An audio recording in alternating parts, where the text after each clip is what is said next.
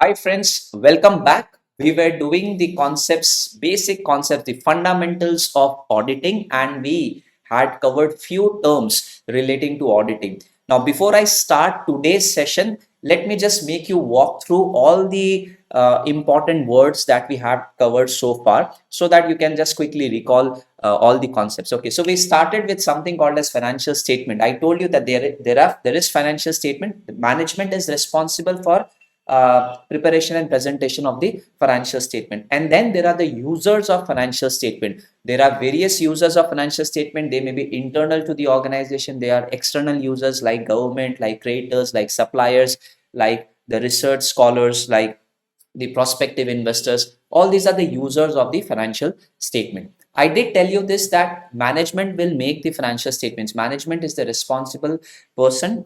They have the responsibility for preparation and presentation of financial statement. But I told you this, that management will not be randomly preparing the financial statements. They cannot just make financial statements as per their choice or as per their wish, right? They have to follow certain set of rules and regulations when they are making the financial statement. We call those rules and regulations as financial reporting framework. I gave you certain examples also, like for example, in India, if it is a company, Schedule 3, AS, Ind AS, these are all FRF. Okay, FRF. Other examples can be, let's say, IFRS, US GAAP. All these are examples of financial reporting framework. Okay, now then I discussed this, that the users of the financial statement, of course they use the financial statement, but there was a problem. What was the problem? That how are these users going to trust or place reliance on the financial statements? And because of this problem, we discussed that, okay, the profession of auditing came into existence.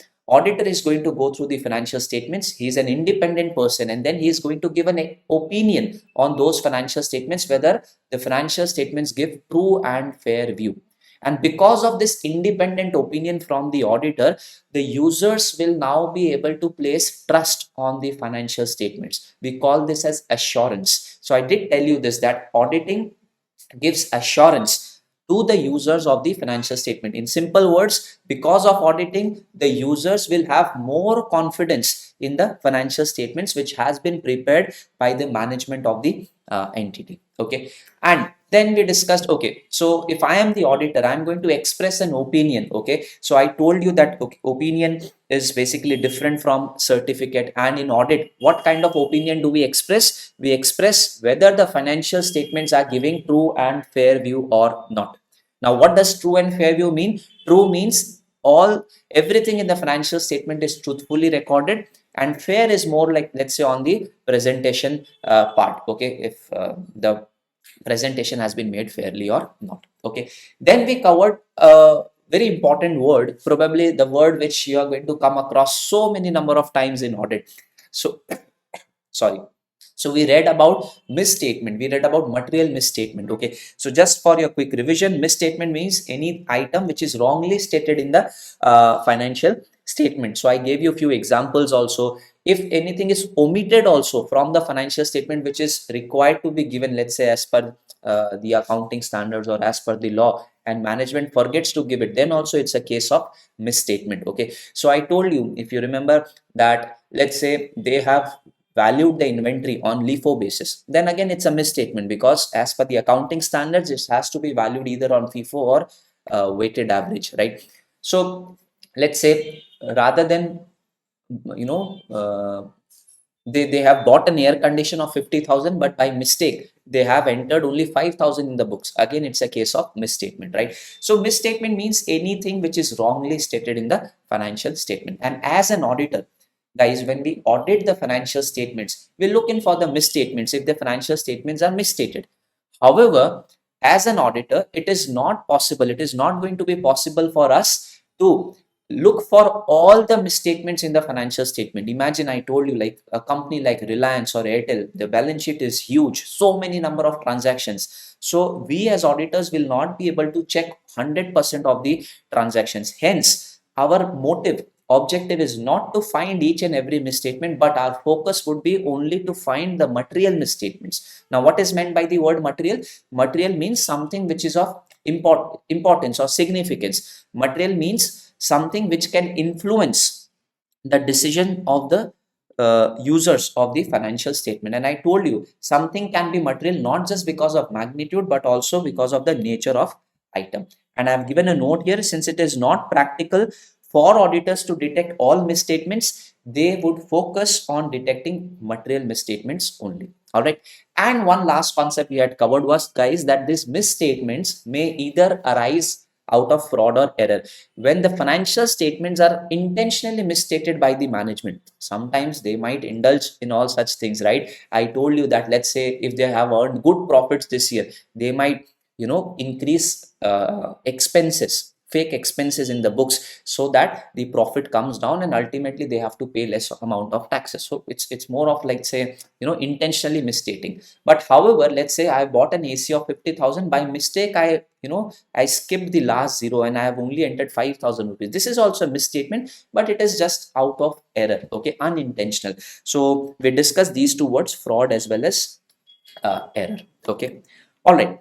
Now let us start with today's session. Okay. We are going to discuss first the concept of internal controls, a very important concept. But of course, because this is a fundamentals chapter, I am going to just give you an overview. We do have a entire chapter on internal controls. We are going to cover the concept in great level of detail in the chapter. But yes, the fundamental knowledge is very important for you to have a clarity on the entire subject of auditing. So be attentive and let us start today's session. Okay.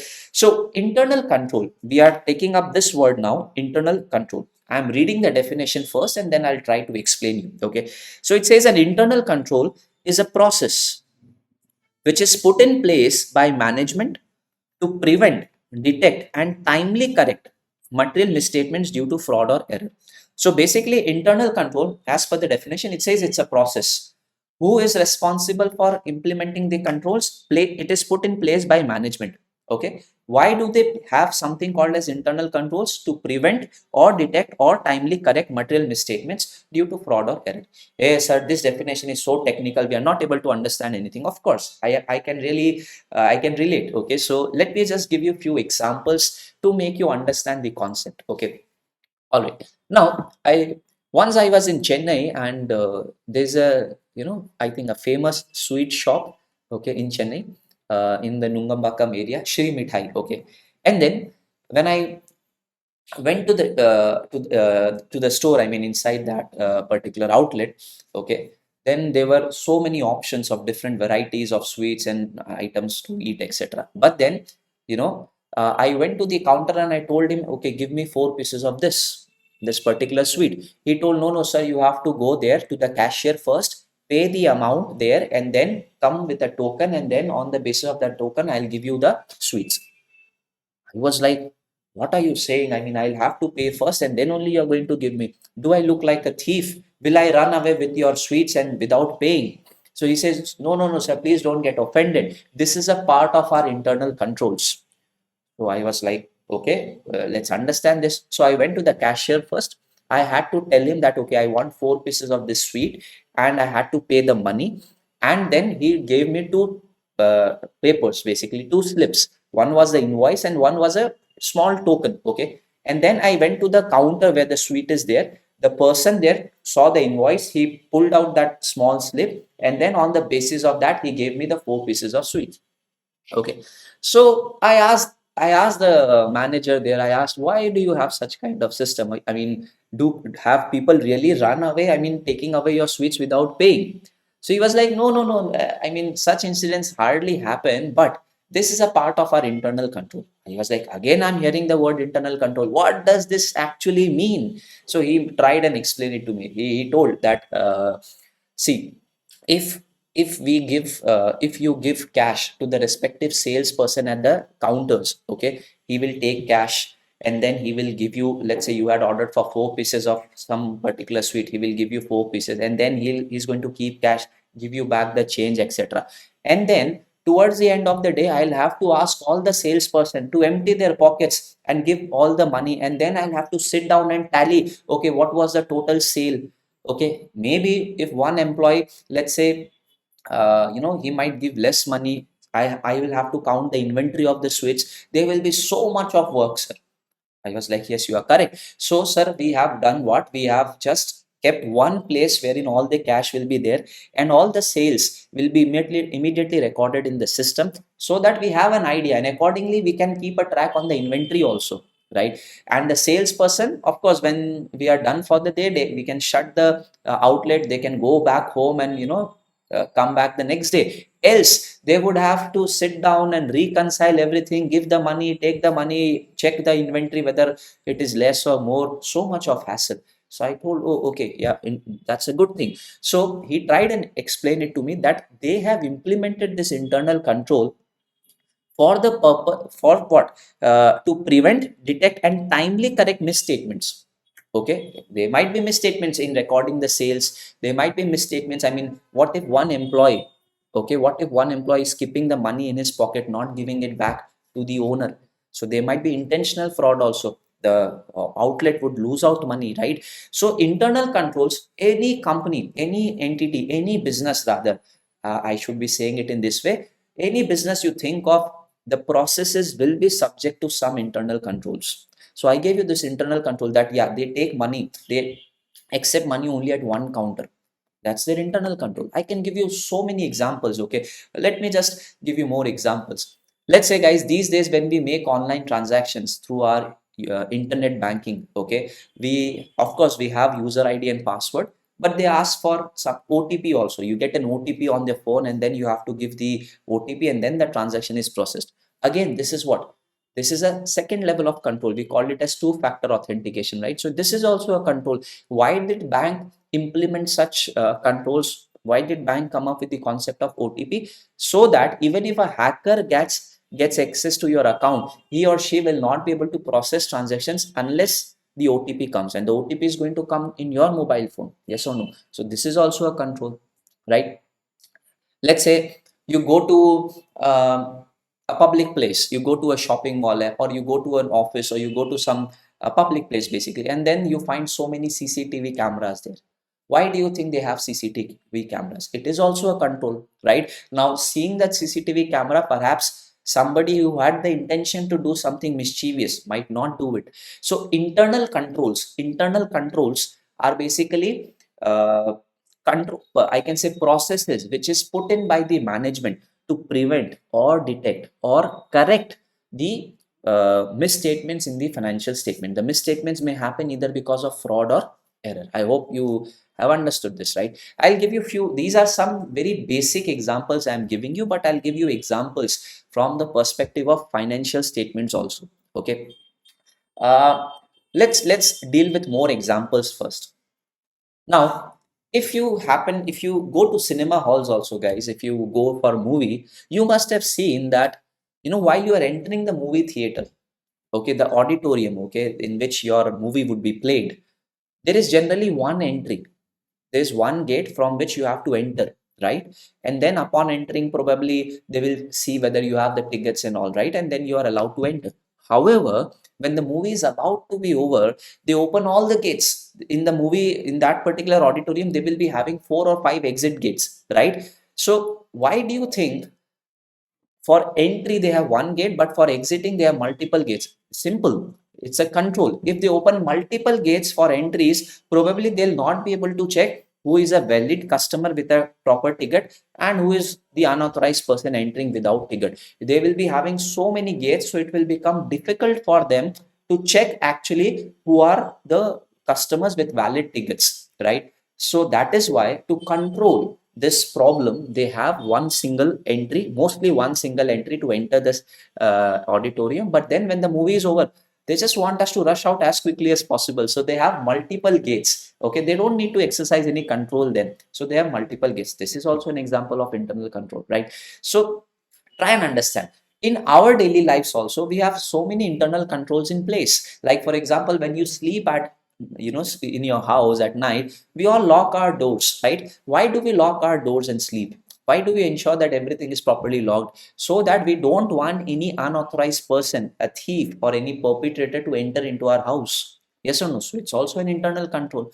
So understand, guys, all processes related to businesses in the world will be subject to some sort of controls, and the purpose of controls is to basically prevent, detect, or correct, if something bad has happened, correct if something bad has happened. So first thing is to prevent anything bad from happening.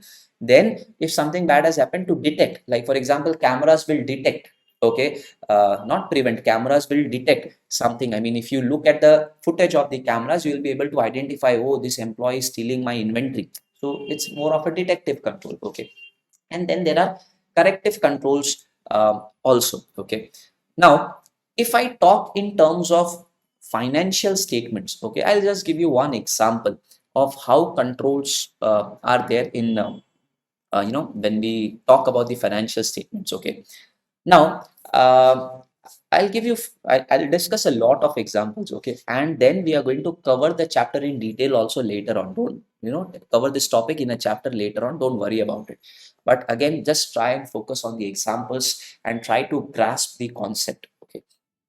Let's say we have a company X Limited, okay, and uh, this company X Limited, of course, they will be having a lot of departments or functions, okay. So let's say they have a purchase department, they have a sales department, they have marketing team, they have HR department, they have accounts and finance team, they have IT team, they have logistics. So many functions an organization would have, okay.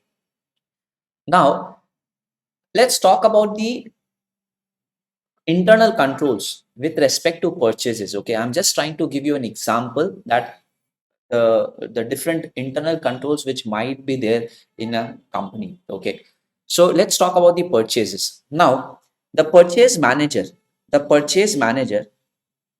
I mean the, yeah, belonging to the purchase department, of course, the purchase manager is going to give a order to a vendor.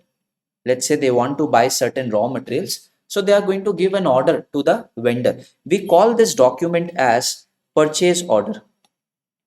What is it? That is, it is called purchase order, right? In short, we call it as PO also. Now this purchase order will basically be given by the purchase department to the vendor. This purchase order would include details such as the items which the X Limited wants, the quantity, the agreed upon price, and the total amount. All these things would be stated in the purchase order, right? Okay. Now when the vendor receives the order, vendor is going to send the goods to X Limited, right, to the company. Now when the vendor is going to send the dispatch the goods, okay, vendor will send the goods. Now the goods will be received by another department. So generally we have the inventory department, or let's say the stores department, who is going to receive the goods. Okay, so a truck will come, truck from vendor A is going to enter into the factory premises, or the building premises, whatever it is, of X Limited, and then the stores department will get the inventory unloaded. Okay, now the stores department, guys, is going to do something. Okay, what is it? When the unloading will happen, whatever goods they have received, they are going to take a note of the same. They are going to match it with what was actually ordered and what they have actually received.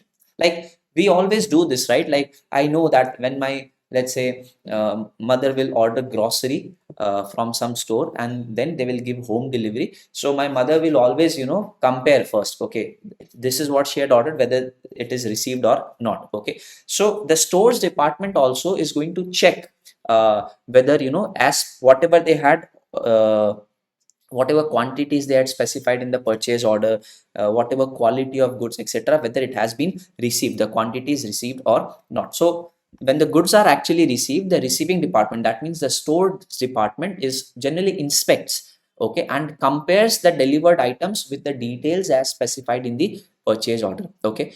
If there is a match, I mean, between what is received and what was actually ordered, they are going to prepare a document which we call it as GRN, goods received note.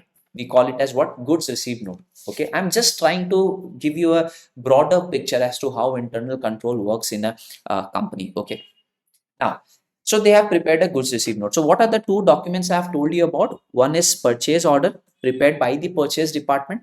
Then we have goods received note, which is prepared by the stores department, right? Now, vendor A, guys, is along with the goods, they are also going to send their invoice. Of course, they would need money, right? So they are going to send their invoice to which department? The invoice would be sent to the accounting department of X Limited. So we are just talking about we have discussed about the three departments of X Limited. One is the purchase department, then the stores and the accounts department. Okay. And of course, on the basis of the invoice receipts, account department will have to pay, right?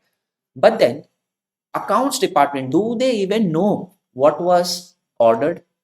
Do they even know was the goods actually received or not? No, they are into accounts and finance. They don't have knowledge of all this. So do you think vendor A, upon sending any random invoice, accounts department would release the payment? The answer is no. Here I'll discuss about the controls which will be checked, controls which are put in place so that only genuine payments are made. When I say genuine payments, I mean only payments are made for the goods that were ordered and for the goods that are actually received. Else, accounts department will end up, if there are no controls, accounts department will end up paying for goods and services they have not received. Vendor A will raise any invoice, give it to the accounts department of X Limited, and they might end up paying. So this is not how things work, guys, in the practical world.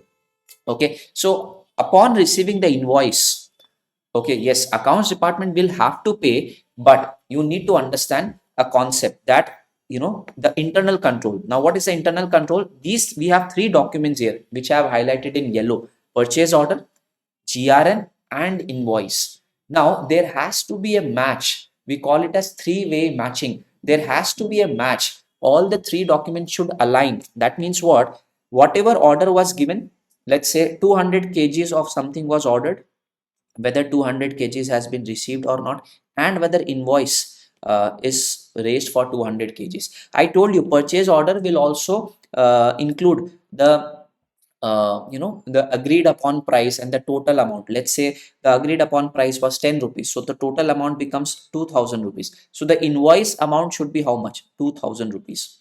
So there has to be a match, guys, between these three documents. And when there is a match, only thereafter the accounts department is going to release the payment. Imagine if this control, it's a technical control, we call it as three-way matching. What are the three things which has been made before releasing the payment? It's called three-way matching. What are the three things? Purchase order has been matched to GRN and the invoice. The three documents should match, and then only the accounts department is going to release the payment. Okay, so see the kind of control. Now imagine if this control was not there. You imagine this, guys. I mean, vendor A will send, okay, we have ordered 200 kgs. Okay, let's say there is no internal controls in the organization. Vendor A sends only 180 kgs. Now, store department, without inspecting it, they receive it.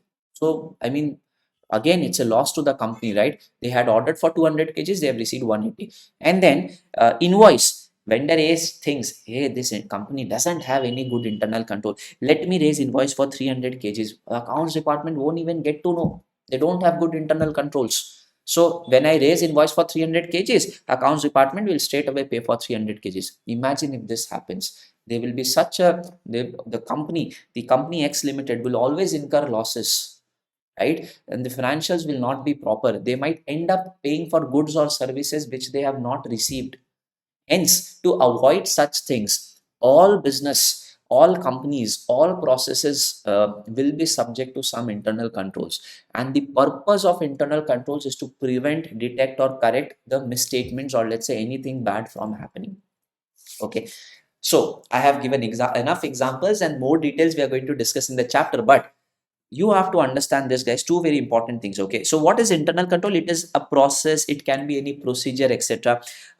Who implements them? It is by the management, nothing to do with the auditor. Don't get confused. Who is responsible for implementing internal controls? It is the management. Come on, repeat after me. Who is responsible for implementation of internal controls? Management of the company, management of the entity. Okay, so internal control is a process put in place by management to prevent, detect, and correct misstatements. Done. Okay, and again, it is very clearly written. Management is responsible for the design, implementation and maintenance of the system of internal controls. So internal controls, the design part, the implementation part, and even the maintenance part is the responsibility of the management. What do you mean by design, implementation, maintenance? I'll give you a very simple example again to have a better understanding of this line. Guys, let's say you are the owner of a company, okay, or you are running a business. You would decide you want, okay, to implement CCTV cameras. You want to, install CCTV cameras in your entire premises, in your godown, where the stock is kept, at the entrance, everywhere. So, of course, you will think, okay, these are the places. You will call an expert and where the cameras need to be installed. And then, so you make a design layout. Okay, these are the points, these are the electricity points that I would be needing for the camera. This is where the camera recording would be happening, etc. So you'll have to make a layout. So you design you think about the internal controls, and then you install it, you get it implemented. But at the same time, once, let's say, around 20 CCTV cameras are installed, okay, you would also have to take care of the maintenance. What if two cameras are not working? So it is the management's responsibility to get it corrected, to repair it, or uh, to check them what malfunction has happened, and to take corrective measures. So always remember, guys, that it is the management who is responsible for the design, for implementation, and for maintenance of the internal controls. Only by implementing internal controls and not even looking, okay, whether the cameras are working or not. Let's say 6 months down the line, 50% cameras are not working and management is least bothered. Then, of course, the internal controls that management is implemented is of no use, because they are not operating. The cameras are not working.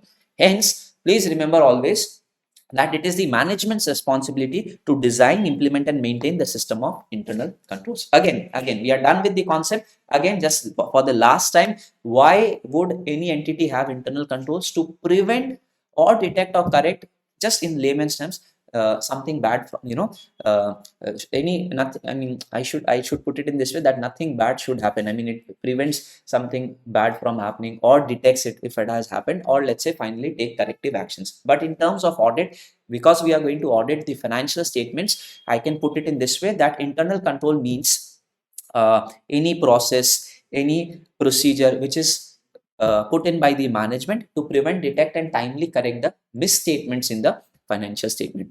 They don't want their financial statements to be misstated, and hence they have internal controls. Okay, all right. So yes, we have covered enough examples now. I hope you are clear on this. Now we have one more word to cover, and after this we are going to start a very new interesting topic. Okay, so what is the word? The word is risk of material misstatement. Sir, what are you doing? You had already taught us what is material and misstatement. Now we have another word, risk of material misstatement. Yes, we have another word, risk of material misstatement. Okay. Now, what is risk of material misstatement? I would be referring this as ROMMS in the entire subject. Okay, generally, some would call it as ROMM or ROMMS, whatever you want to call, you may call. Okay, so in short, ROMMS, risk of material misstatement, refers to the risk. It's a risk, it's a chance, it's, let's say, probability. Risk of material misstatement refers to the risk, let's say, chance or probability that financial statements are materially misstated and do not present true and fair view. So it's a probability that the financial statements are misstated. Okay, it's a chance. I feel that, okay, the financial statements might be misstated. It's a probability that there is misstatement in the financial statement. Okay, there is a difference, guys. Material misstatement was just to make you understand that the definition. Okay, that if there is a misstatement in the financial statement which is material, which is significant, it will be called as material misstatement. But don't get confused. Risk of material misstatement is something else. It is the probability of the financial statements being misstated. Okay, sir, why are we covering the concept of probability here? Chance. Because, guys, please understand this. Okay, I'll try and relate these two topics now. Probably you'll have a good understanding. And then I'll relate these two topics with some other topics also. But now please be attentive. Okay, can I put it in this way, guys?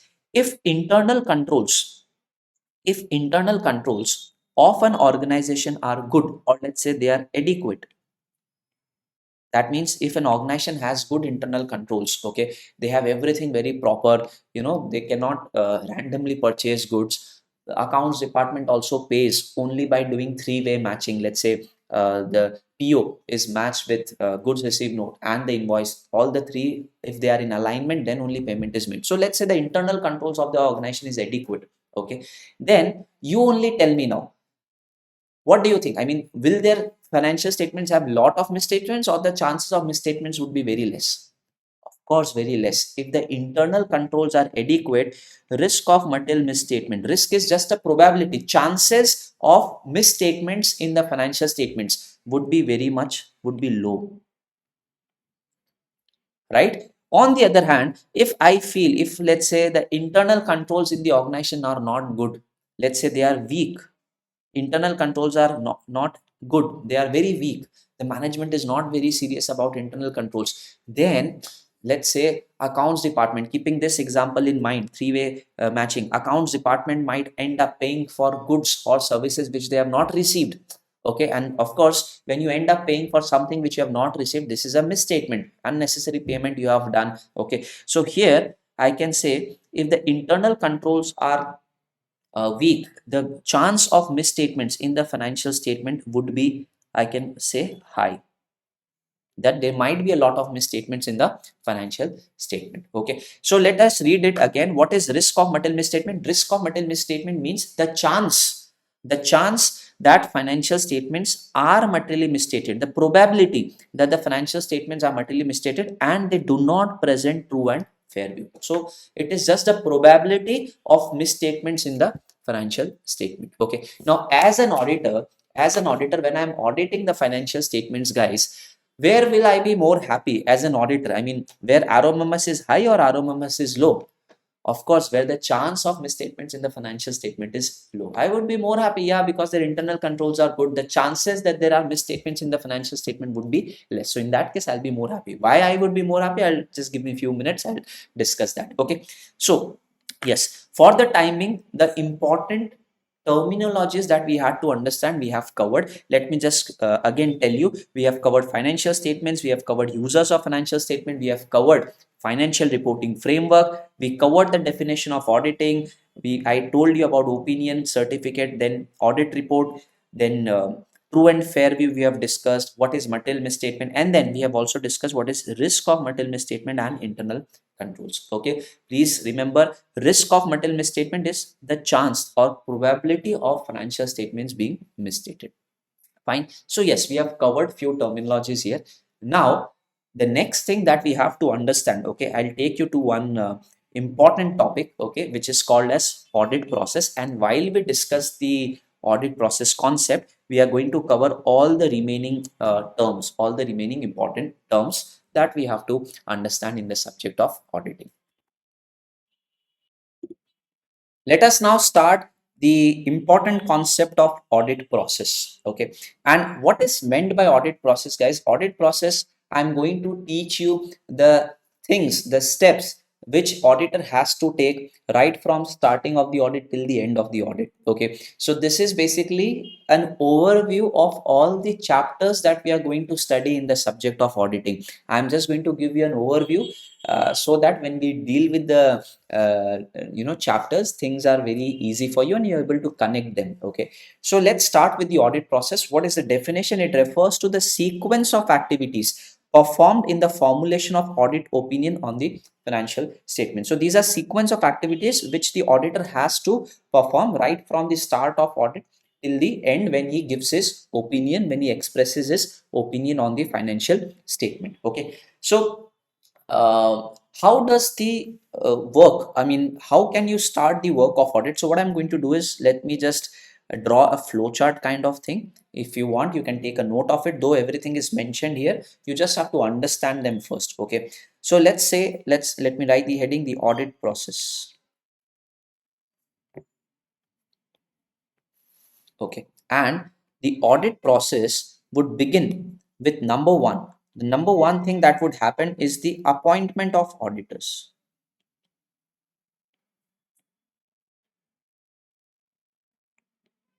auditors will be appointed. See, if I am a chartered accountant, doesn't mean that I can go in any company and do the auditing. My appointment has to be made by the entity. Okay, so if I talk about appointment of auditors, let me discuss one concept with you, and then we'll focus more on the appointment part. Okay, so be attentive, guys. Let's say we have a company XYZ Private Limited. XYZ Private Limited. Okay. Now, because it is a company, they all have to undergo audit under the Companies Act. Okay. So I'll call it as company audit, or I can also call it as, let's say, statutory audit. Or for the timing, let me just call it as company audit. Okay. Why am I saying it as company audit? Because it's a mandatory thing that because it is a company, under company law, they have to get the financial statements audited. Okay. So now for the company audit, the auditor has to be appointed, right? And the auditor will be appointed in accordance with Section 139 of the Companies Act. If some of you have covered company audit chapter in your law subject, if this section you have covered, you must have learned that there are different provisions for appointment of the first auditor, for appointment of the subsequent auditor, etc. So Section 139 will come into the play. However, what I'm trying to tell you is, so a company cannot just randomly appoint an auditor as per their choice. Hey, you come here, will you be our auditor? No, they have to follow the provisions of Section 139 while they are making the appointment of an auditor, if it is a company. Okay. Because it is a company law specifies that this is how the appointment of auditor has to be made. Okay. And accordingly, we have Section 139 of the Companies Act. Okay. I'll just give you one example for if you are able to recall things that you have studied in law. First auditor of the company will be appointed by board of directors, like, right, within 30 days of the date of incorporation or registration of the company. And for subsequent auditors, it will be appointed by the shareholders at the AGM. Okay, you know this. I have just tried to recall the provisions. All right. So again, what I'm trying to ultimately tell you is appointment of auditors will be done, but appointment of auditors cannot be just randomly made by the company owners or the management of the company. They have to follow the rules. If it is a company, for company audit, they have to comply with Section 139. Okay. Now, guys, I'll talk about one more audit which this company might have to undergo. Okay. Now, if this company's, let's say, turnover, okay, let's say it exceeds 1 crore rupees. Okay. Now, as per income tax act, let's say Section 44 AB, I'm not going into the details again. Okay, but then they have to get their financials audited. This audit is as per income tax act. Okay, and income tax act doesn't specify the way the auditor has to be appointed, so it is silent. Income tax act is silent, okay, about the way auditors have to be appointed. So here probably management might appoint as per their choice. Okay, there are no rules as such specified in the act for appointment of auditors. But if it is a company audit, management cannot just randomly choose an auditor and then next year tell him not to come, ask somebody else to come. No, they have to follow certain rules, and which is stated in Section 139. Okay, all right. Income tax act, guys, again I'm saying, is silent about the appointment of auditors. Okay, now this is with respect to a company. Let's say if it was a firm XYZ and Associates, it's a partnership firm. Of course, when it is a partnership firm, this audit need not be done. Of course, it's not a company, so company audit will not be applicable for obvious reasons. But let's say this XYZ and Associates has a turnover of 5 crore rupees. Their receipts from sale of goods or services is 5 crores. Now they might have to get an audit done under Income Tax Act, Section 44 AB. They will have to get the audit done. So for this, they will have to appoint an auditor.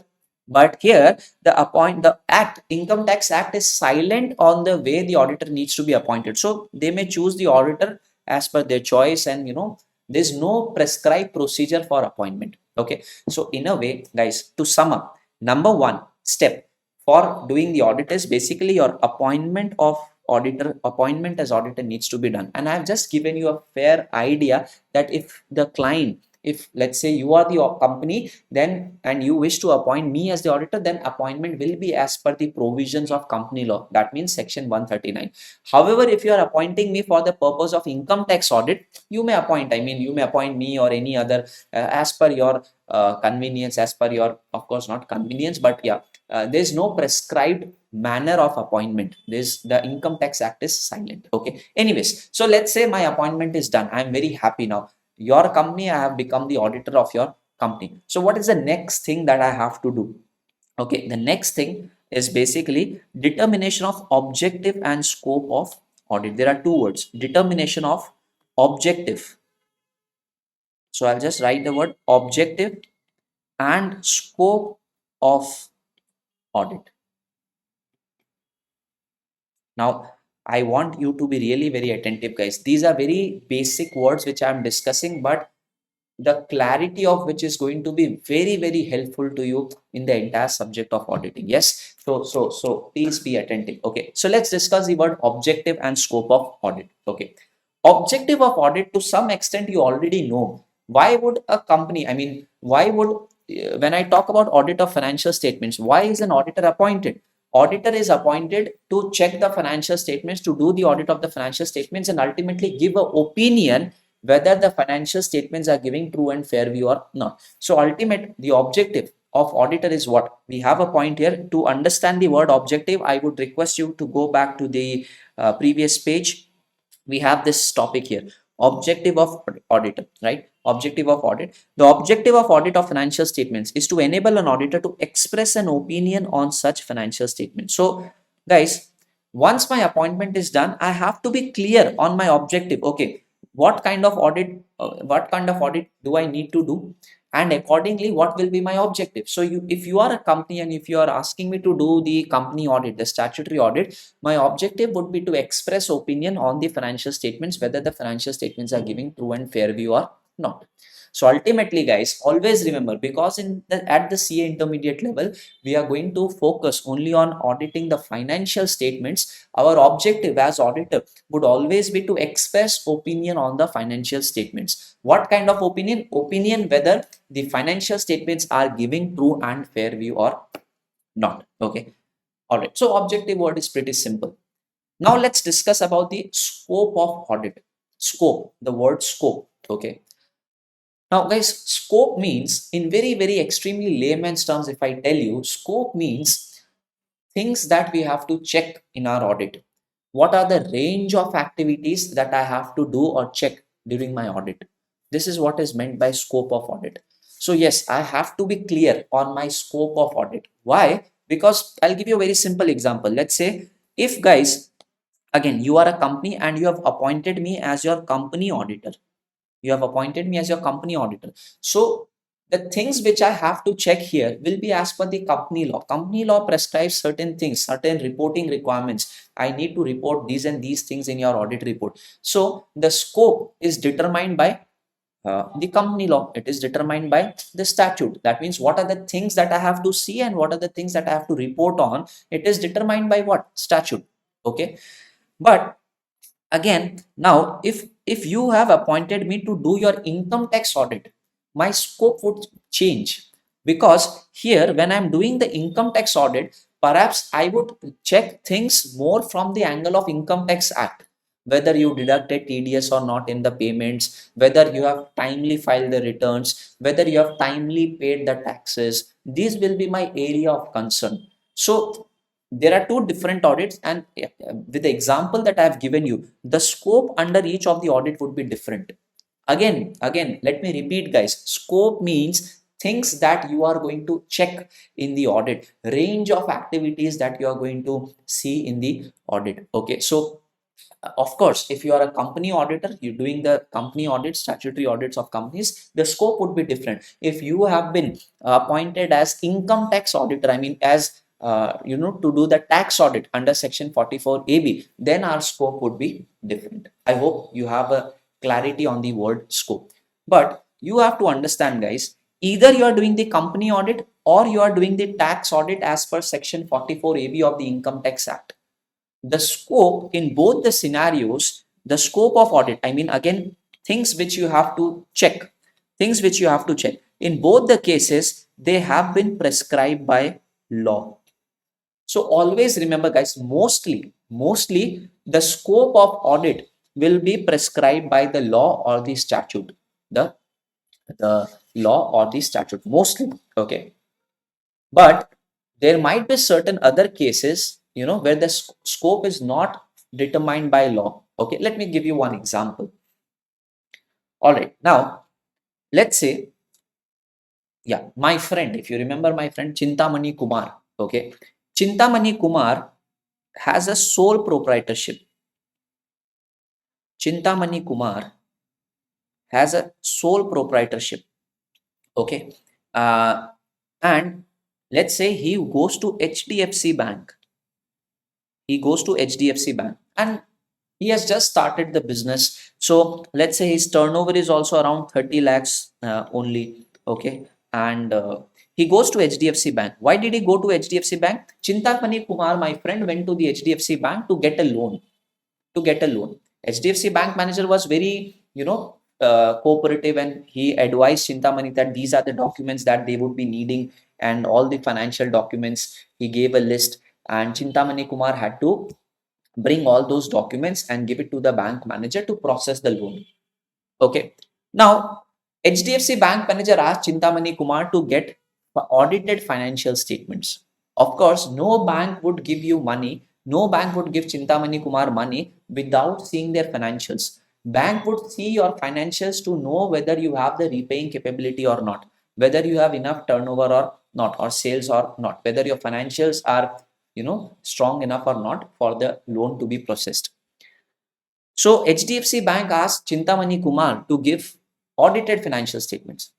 But Chintamani Kumar was surprised. Chintamani Kumar was like, "Oh, manager, Mr. Manager, I am a sole proprietor. I am not a company. I am a sole proprietor. And also my turnover is not that is less than 1 crore. So I am not required to get my audit done under Income Tax Act also. And because I am not a company, of course, I'll not get an audit done under Companies Act.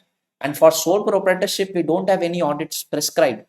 So, audit is not applicable to me at all. So how do you expect me to give you audited financial statements?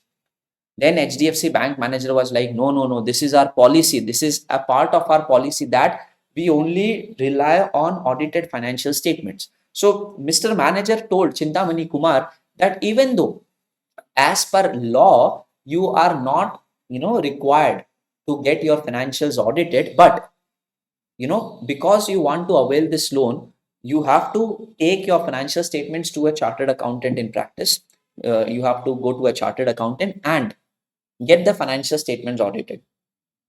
So Chintamani Kumar was like, okay, sir, I need the loan, so I'll go to a chartered accountant. And then Chintamani Kumar comes to me. I'm a chartered accountant. Or let's say, or let's say he goes to another chartered accountant, because if I say I come to me, I'm his friend, so I'll not be very much independent. Okay, so we'll discuss this later. Anyways, let's say Chintamani Kumar goes to a chartered accountant. Okay, and the chartered accountant, he tells the chartered accountant that, sir, you have to audit my financial statements. Then the chartered accountant asks Chintamani, what is the requirement? I mean, why are you getting the financial statements audited? You are a sole proprietor. There is no law that you have to get your financials audited. And also, as per Income Tax Act, your turnover is way too low, so you don't need to get the audit done. So then Chintamani Kumar tells, no, no, no, HDFC Bank, I have to take a loan, and they have asked basically to get these things checked from the auditor.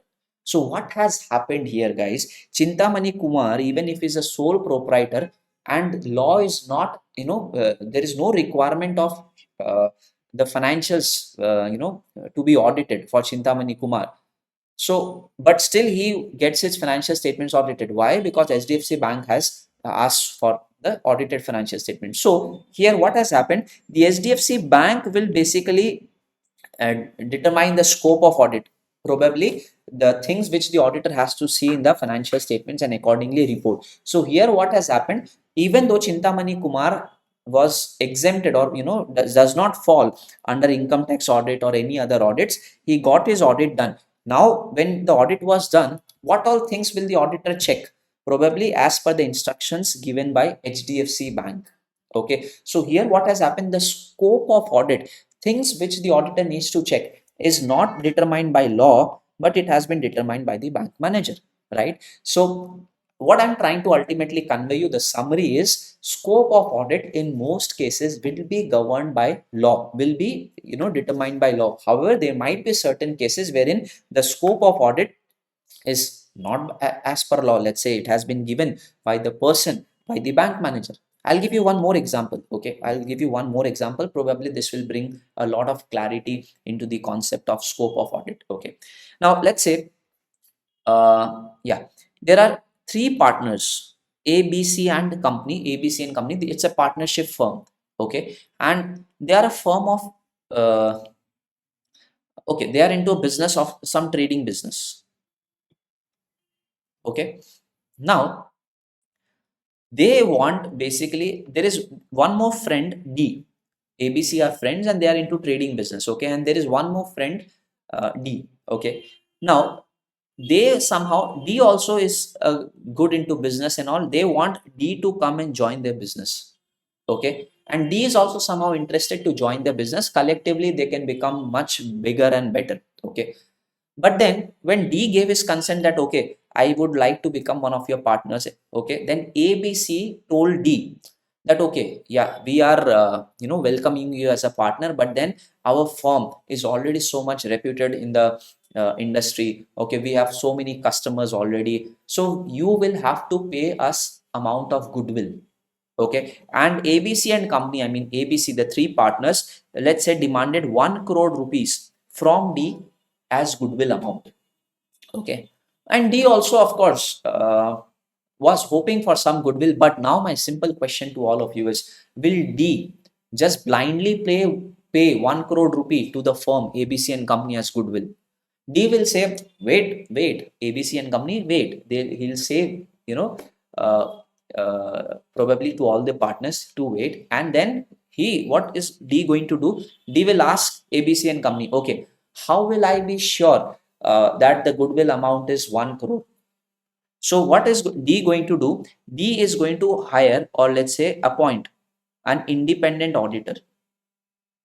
Okay, is going to appoint an independent auditor, and this independent auditor is going to look into the financials of AB and ABC and company. And when this independent auditor looks into the financials of ABC and company and then reports back to D, then D will be able to actually determine that okay, the actually I need to pay 1 crore as goodwill. So what has happened here? He has appointed an auditor. What was his purpose? His purpose was to go and evaluate the financials of A, B, and C company so as to determine the amount of goodwill. Now, here also, the appointment, I mean, this auditor went to ABC and company. Okay. Maybe it was not a statutory requirement, but then D had asked the auditor, of course, with the permission of A, B, and C, that my auditor is going to come. We have appointed an independent auditor. He's going to come and evaluate your financial statements to arrive at the correct value of goodwill.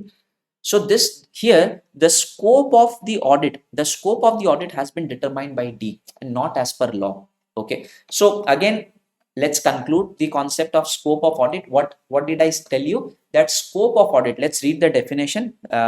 What is meant by scope of audit, guys? It says determination of range of activities and range of activities, things that needs to be checked. In very layman's terms, scope means the areas that I need to check in the audit, the things that I have to cover in the audit. This is called as scope. And I told you this, guys, scope of audit in most cases, if I'm doing company audit, if I'm doing income tax audit, of course, the scope of audit, the things that I need to check will be determined by law, will be as per the statute. Okay, but this is not the case always. I have given you few examples just to make you understand that scope of audit may be determined. Like for example, in this case it was determined by the bank. Here it was determined by the incoming partner, Mr. D. He determined the scope for audit. What was the purpose of the audit in the last example? He wanted to check upon the valuation of goodwill, arrive at the correct figure of goodwill. So he got the financial statements audited, financial statements of ABC and company. That's it. Okay. So I hope it is clear to you. Repeating it for the last time, scope of audit mostly is prescribed by the statute, but there are certain cases wherein the scope may be determined by the persons, I mean, who want the audited financials. Okay, so in this case it was bank, here it was the incoming partner. All right, so in simple words again guys, what is meant by scope? Scope means determination of range of activities. In simple words, things that needs to be checked and the period of records that are subjected to an audit examination. Okay, so what are the things that we have to check, and during which month do we have to check? Now for example, if I'm doing half yearly audit, it's not the audit for the entire year, but I'm doing it half yearly. So of course, my period of audit would be different. If I do the audit for the entire year, the period of doing the audit would be different. Anyways, what is meant by scope? You just remember things that needs to be checked. Again, scope of audit, we are going to go into the details in chapter number 1. But now I have just given you a overview, right? Okay. So yes, we have covered the 2 points here, objective and scope, and accordingly we have covered our second stage of audit process, determination of objective and scope. Before you start your audit, you need to be clear on the scope of audit. You need to know as to what all things you have to check. Okay, so that is why the objective and the scope of audit should be very clear. Okay, so what are the 2 things that we have covered in the audit process, guys? We started with number 1, appointment of auditors. Number 1 thing is my appointment will be done, and once my appointment is done, I need to determine the things that I have to check in the audit. So if it is a company audit, my scope would be determined by the company law. If it is an income tax audit, my scope would be determined by income tax act. If it is audit, let's say the bank manager has asked my client to give the financial statements for the purpose of loan, the scope would be determined by that bank. Okay, simple words, scope means things that I need to cover in the audit, range of activities that I need to see in the audit. That's it. Fine. All right. So after determining the objective and scope of audit, what is the next step, guys? Very important again. Obtain an understanding of the client, including their internal controls. So the third point is I need to understand. I'm just writing it in simple words. Understand the entity, that means the client that I'm auditing, plus their internal controls. So I need to understand the client, understand the entity and their internal controls. See the language here, it says obtain an understanding of the client, that means and its environment. So I'm saying client and its environment, that means the entity that I'm auditing, including their internal controls. So I need to obtain understanding of the internal controls as well. Okay, now very important, guys. Imagine, okay, Chintamani Kumar has been appointed the auditor of a company. Okay, and let's say the company is mine. Okay, let me put it in this way. The company is mine. Chintamani Kumar is the auditor. Okay, and we have appointed him. All the formalities has been done, and now let's say he is sitting right across the table and he asks for the financial statements. We are a software development company. Okay, and then when I hand over the financials to him, he is going through it. He's just having an overview at the financial statements. He's going through the pages, and then he gives a quick, look at me, and he's like, "Everything seems okay, but I can't find any fret outwards in your PNL." I was like, "What are you even saying? We are a software development company. Why would we have fret outwards? Do you think we deliver softwares in rickshaws and thelas and autos or trucks? Why would I have fret outwards? We just, when we make the software for the clients, we upload it on the drive or cloud, and then the client our customers are able to use the software." Now imagine, guys, if a chartered accountant, if an auditor put such questions to me, I being the owner of the company, the manager of the company, we are the management of the software development company. If such questions are put across, my trust in the chartered accountant is going to really go down. Okay, so before you start the audit, you should know the business of the client. You should understand the entity as to what business they are into, and accordingly what would be the items of P&L, balance sheet, etc. Okay, let's say one more example. Let's say I have a coaching institute. Okay, and you are the auditor, and the same thing happened when you started the audit. Let's say when you are about to start the audit, I handed over the financials to you.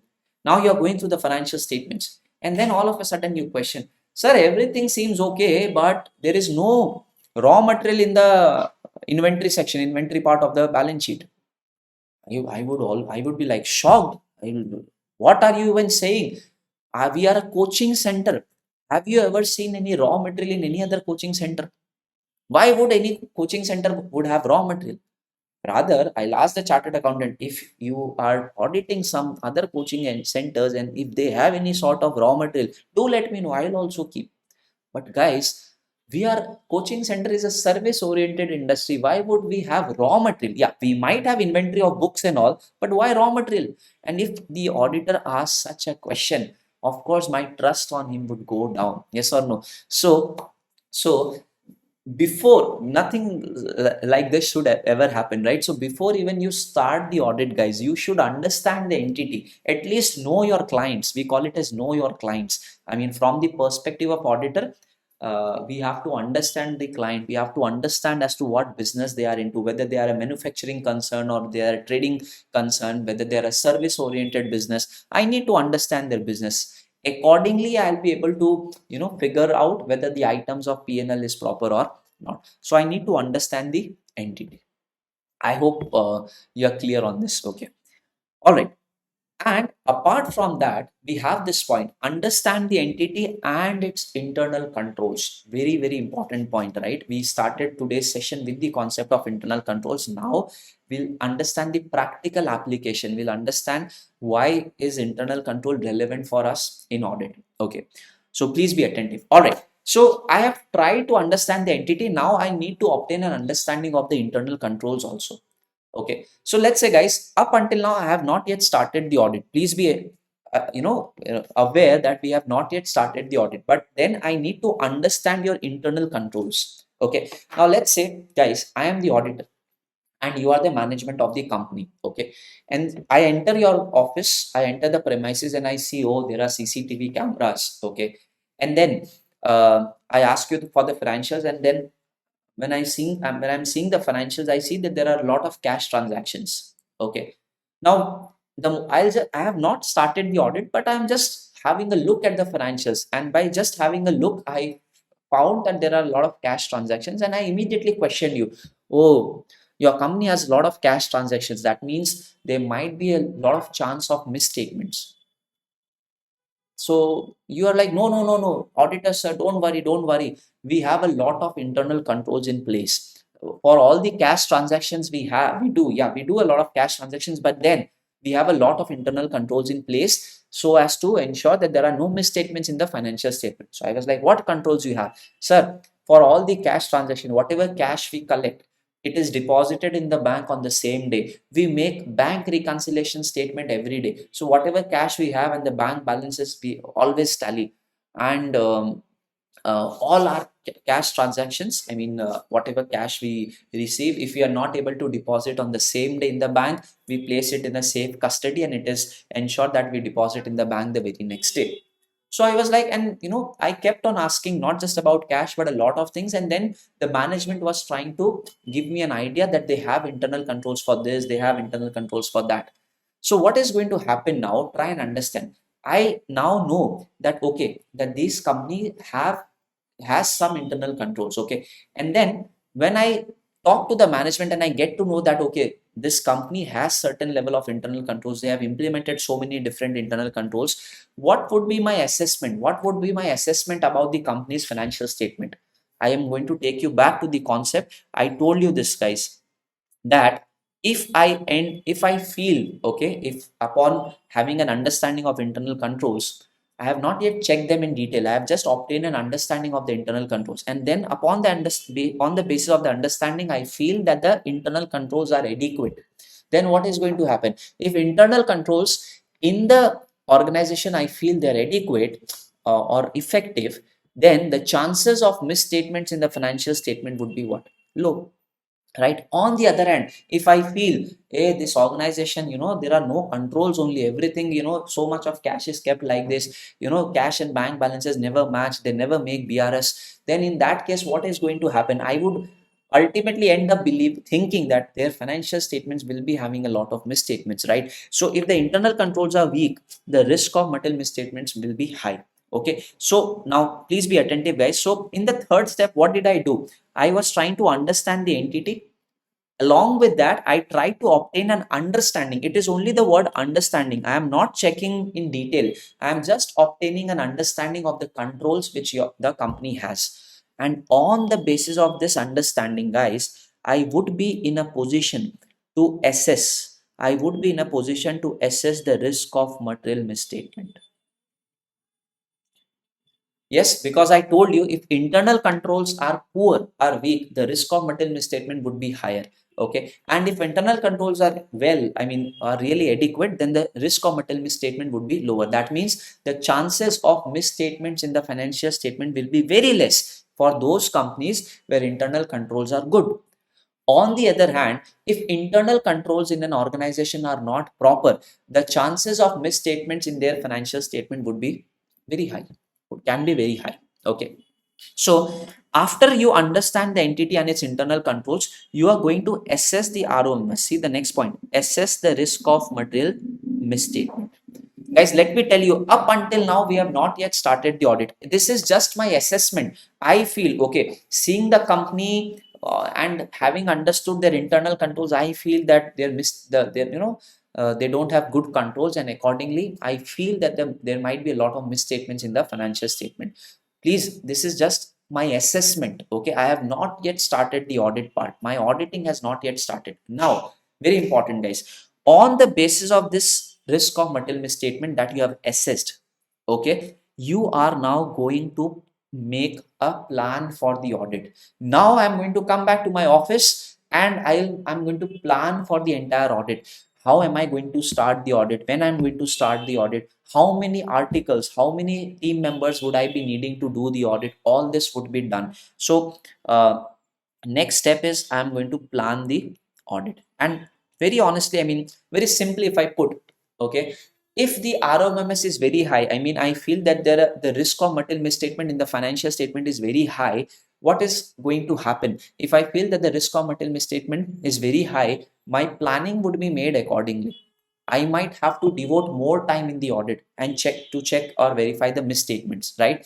On the other hand, if I feel that the internal controls of the organization is extremely good, my risk of material misstatement would be low, and accordingly, I might not check, I might not, include a lot of things in my planning. My planning would not be very much extensive. Okay, in very simple terms, guys. Okay, let me not confuse you. I'll put it in very simple terms. Okay, when you make a plan for your studies, okay, of course we all are good at planning, right? So when you make a plan for your studies, you I believe no one randomly does it, that let's say there are 10 chapters and you're going to give equal time to all the 10 chapters. Maybe in few chapters you are extremely strong, and that is not going to take, that is going to relatively take less hours to complete. Some chapters you might be very weak, and that would require more time, right? So on the basis of what you are strong at, which chapters are weak, you are going to make your audit plan. Same, likewise, in auditing also, on the basis of my assessment of risk of material misstatements, I would make my audit plan. Now, what is meant by audit planning? Let us try and understand this. What is meant by audit planning? Okay, so we have a definition here. You can see audit planning. So audit planning is required for an auditor to conduct an effective and efficient audit. So what is it that we do in the audit plan? See, I cannot just randomly go and start the audit. I have to have a very concrete, a good plan. Okay, these are the things that I would be doing at the initial levels of audit. These are the things which I'll be doing it, checking towards the end of audit. Okay, or these are the things which my team members will be checking. These are the things which I would be checking. So everything needs to be properly planned. We cannot just randomly go and do the audit. So planning is must for effective and efficient audit. Like for studies also, we make a plan, right? Why do we even make a plan? So that according to the plan, we are able to complete the course in time. We have sufficient time for revision. So that is why we make a plan. If you start studying without the plan, one chapter only you might end up spending 10 days, and then it is going to impact your other subjects, right? So here also, when we do the audit, guys, it has to be properly planned. It has to be planned in advance so that our audit can be both effective as well as efficient. Okay, now what is it that we decide in audit plan? We talk about, we think about the time, how much time probably we will be needing in this audit. Okay, and accordingly how much staff or recruitment I need to do, how much staff, let's say how many senior chartered accountants will I be needing, how many articles will I be needing, all this I have to decide in advance. And then schedule about date of audit procedure, tentatively when are we going to start the audit procedure, how many hours will it need to complete the audit, all these things we have to decide in advance. So this is called as audit planning. Okay, now, again, let me tell you how many stages of audit process we have completed, guys. We have studied rather 5 stages. What are the stages again? Number one is appointment of auditors. Second is objective and scope of audit. I mean, you have to determine for what purpose was your appointment made. Sir, objective is to express opinion on the financial statement. And scope means what are the things that I have to see. I just told you one basic thing, that in most cases the scope of audit will be determined by the statute, like company audit. Company law prescribes the things that we have to check in case of a company audit. Income Tax Act prescribes the things that we have to check during tax audit, right? So most cases scope of audit will be determined by law. Third is I have to obtain an understanding of my entity. I need to know their business. I need to know how they operate. I need to know whether they are into trading business or manufacturing business. I need to know what kind of softwares they use for preparing their accounts. Okay. And at the same time, I also need to obtain an understanding of their internal controls. It's just an understanding. Please remember, I have not done a detailed checking of their internal controls. It's just an understanding. Okay, and on the basis of your understanding, on the basis of the understanding of internal controls, I would assess risk of material misstatement, and accordingly the planning would be done. Now again, let's take an example, guys. Okay, I'm repeating the example for your better understanding. Okay, I am the auditor, you are the management of the company. So I told you, upon just having a look at the financial statements, I told you I feel, your financials might be misstated. Why? Because there are a lot of cash transactions. And then you told me, don't worry, sir, we have a lot of controls with respect to cash. Like we prepare BRS every day, we reconcile, our cash and bank balance is always tally. We try and deposit the amount same day in the bank. If it doesn't happen on the next day, but we keep it very securely. All these controls you are telling me. So when I get to know about your controls, see, I have not tested the controls, I have not checked, but on the basis of your what you are telling me, I'll get to know somehow, okay, these are the controls that you have already. So if you have such controls, the chances of misstatements in your financial statement would be low. However, on the other hand, you tell me things that, yeah, there are a lot of cash transactions, but and our cashier is also not very smart. I mean, it doesn't have much knowledge, and all this you are saying. That means the risk of material misstatement would be very high now.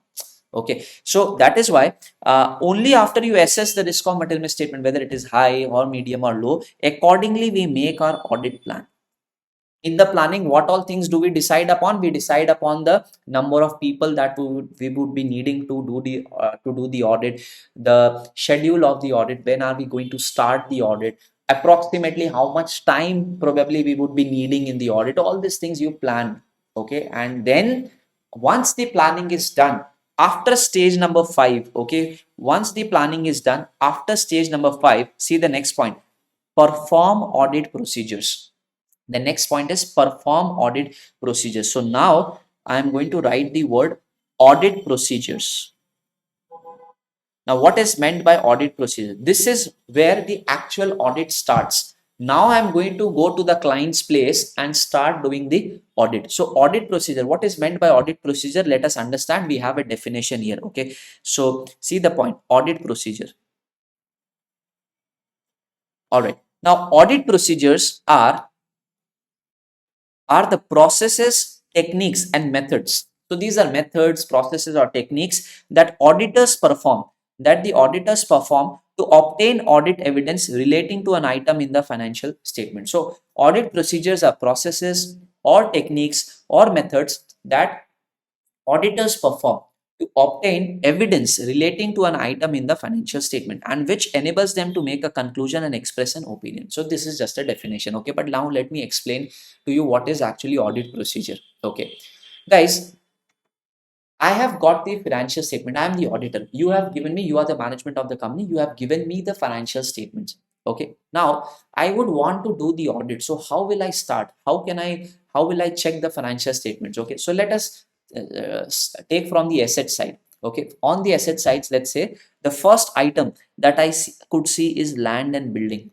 Okay, this is there in your financial statements, and land and building, let's say the value is 20 lakhs. This is what is stated in the financial statements. Okay, now how am I going to verify this? How am I going to check this aspect, land and building 20 lakhs? Okay, so I am going to tell you about certain procedures now. Okay, number one procedure, P1 is procedure. Number one procedure that as an auditor I would do there is basically I would do a physical verification.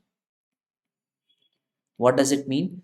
Physical verification. It simply means I am going to see whether the land and building actually exist or not. What if you are just showing it in the balance sheet, whether the building is actually there or not? So let's say you are the management of the company, I am the auditor, and I tell you I want to physically verify the building. Sir, what are you saying? The building that you are in right now, it is our building. If you want, you can go, around and have a look. So okay, I saw the building, etc. And yeah, the building is there. The building is there. That means when I did physical verification. This is one procedure to ensure that the building exists. Okay, what did I check by applying this procedure? I checked whether the building exists or not. I checked the existence aspect. Okay, because if something is coming on the asset side of the balance sheet, that means it is there, right? So how do I confirm whether the land and building is actually there or not? I will do a physical verification. Yes, but now my question to all of you is this physical verification enough? I mean, to see, okay, that yeah, land and building is there, and to say that okay, the valuation is 20 lakhs. Is this enough? If this would have been enough, you know, uh, probably the next day the company would ask me to go and see Eiffel Tower in Paris, and then they'll say, "You have seen Eiffel Tower, right? This belongs to us." Right? Will you believe that? No, right? So just by doing the physical verification, the existence will not, probably you'll not be able to, you'll not be satisfied. What if it is a rented apartment? Of course, then also I can, go around the building and see, yeah, it is existing physically. But then you have taken it on rent. If you have taken it on rent, how will it be a part of your asset side? So what is it that I will have to do next? Sir, I will have to apply one more procedure. What is the next procedure that I'm going to apply? I am going to basically ask you for the papers of the land and building. I'll have to see the ownership, whether you are the owner or not. I'll have to ask, let's say, I'll check upon the title deeds. I'll check upon the sale agreement, or let's say property papers. Now, when I check this property papers, your name would be there, your company's name would be there, and this would help me to verify that yes, you are the actual owner. So let me write ownership here. So this physical procedure, procedure 2, this procedure will help me to gain an understanding about ownership of the building, gain evidence about ownership of the building, that yes, this building actually belongs to you. Fine. So let's say the land and building is of 20 lakhs. I have done a physical verification. I could see the building, and you have also produced the papers pertaining to the land and building. You have given me good evidence that yeah, this building is yours. Fine. I agree. Now I have seen the papers. I believe that this building is yours. But again, how can you say that the building is of 20 lakhs? How would I believe that? And as an auditor, I am not an expert. I'm not an expert of, seeing the land or building and then determining the value. I'm not good at this. My job is to express opinion on the financial statement. So I would ask you, I'll apply a third procedure. I'll ask you, get some certificate, let's say from a valuer, from a registered valuer, that okay, the price of the property, the land and building is 20 lakhs. So maybe I'll ask you for some valuation certificate. And upon you, when you produce a valuation certificate, let's say from a registered valuer, so then probably I'll get to have an idea about the valuation. Sorry, I'll get to know about the valuation aspect. So what is it that I have been doing, guys? I have, when I go to the audit, I apply procedures. And when I apply procedures, I get evidence. Upon applying the first procedure of physical verification, what evidence did I get? I got the evidence E1. I got the evidence with respect to existence of the land and building.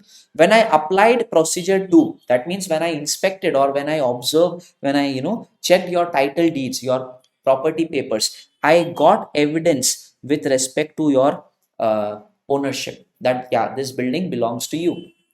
Similarly, with respect to procedure 3, when I applied procedure 3, I got a evidence with respect to valuation that yes, this building's valuation is roughly around 20 lakhs. So this is evidence 3.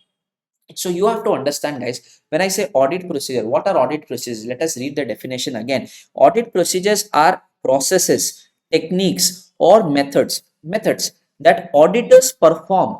They have done all these things for physical verification. They have checked the title deed. The auditor has checked the valuation certificate. So they are performing these procedures to obtain audit evidence. See, these are all audit evidence, yes or no?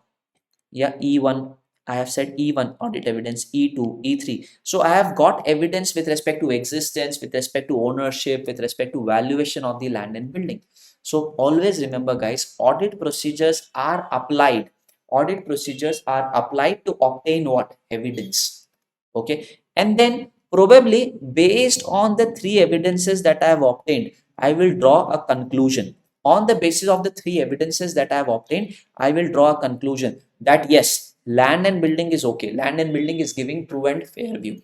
Land and building is giving true and fair view. And this is how I would proceed with all the items in the financial statement, guys. I'll apply procedures.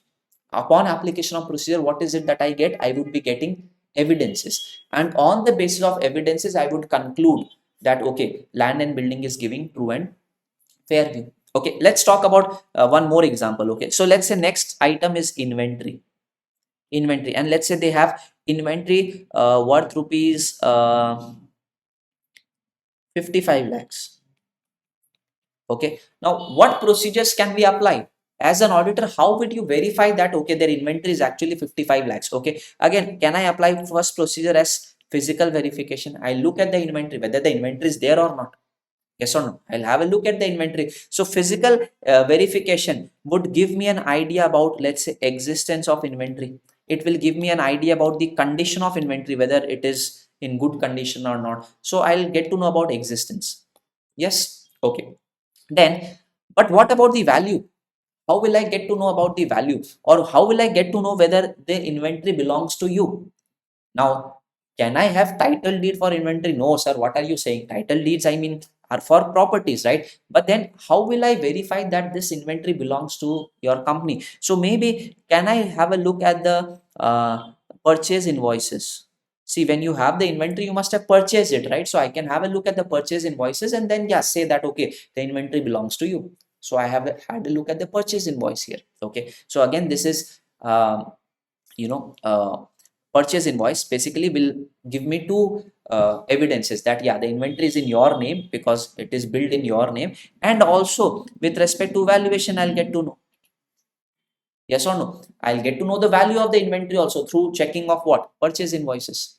Yes. So for different items of the balance sheet, of the P&L, of the financial statements, we apply different procedures. But ultimately, guys, always remember, audit procedures are applied by the auditor to obtain audit evidence. And on the basis of audit evidences, we draw conclusions whether this item of financial statement is giving true and fair view or not. Okay. All right. So we still have a lot of things to discuss in the word audit procedure. So audit procedures are, again, I'm repeating the line. Audit procedures are basically the processes or techniques, or let's say methods, that auditors perform to obtain audit evidences, okay, relating to an item in the financial statements, which enables them to make a conclusion and express an opinion. So ultimately it will help them to draw conclusion and express opinion. So I'll come to this part later on because we have these words. If you can see, I'll try and explain you evidence and conclusion and the opinion word also. Okay. All right, guys, I have one point to discuss here. Okay. It says, the next point says, the auditor determines the nature, timing, and extent of audit procedure. Very important line. Extremely important line. Almost every chapter of audit, you are going to come across this. Again, let me repeat this again. Auditor determines nature, timing, and extent of audit procedures to be performed in order to obtain sufficient and appropriate audit evidence. Okay, so auditor has to determine three things: nature, timing, and extent of audit procedure. Nature, timing, and extent of audit procedure. Auditor will determine what type of procedures he has to apply, because ultimately he has to obtain what kind of evidence, guys. There is a word written. He has to obtain sufficient and appropriate audit evidence. Very important words again. Okay, all right. So let's break down the sentence into parts. Number one thing I told you, the auditor has to determine the nature, the timing, and the extent of audit procedures. Okay, so nature. What is meant by nature? Nature, timing, and extent of audit procedure. What is meant by the word nature? Nature refers to the type of audit procedure. Type of audit procedure. For example, type of audit procedure would mean what? What did I do here? I did a physical verification. Did I do here? I checked, I inspected the title deeds. I mean, I inspected the property papers. So I did inspection there. Okay. Valuation certificate also I did an inspection because it's a certificate from the registered valuer. I inspected the documents. Okay. So nature refers to the type of audit procedure. What audit procedure have I done here? Physical verification is a type. Inspecting the document is a type. Okay, so you have to understand, you have to determine what type of audit procedure you are going to apply. Number one. Second, timing. When this audit procedure are performed. When are you going to perform this audit procedure? So let's say inventory. Of course, I would be concerned with the inventory valuation as on 31st March, as at the end of the financial year. So can I do physical verification of inventory in the month of, I mean, somewhere in the middle? Probably I'll be more interested in doing towards the end, right? So it says timing refers to when that particular audit procedure needs to be performed. We have to plan. And extent, how many? Extent refers to the quantity of audit procedures to be performed. Like for example, I told you about purchase invoices.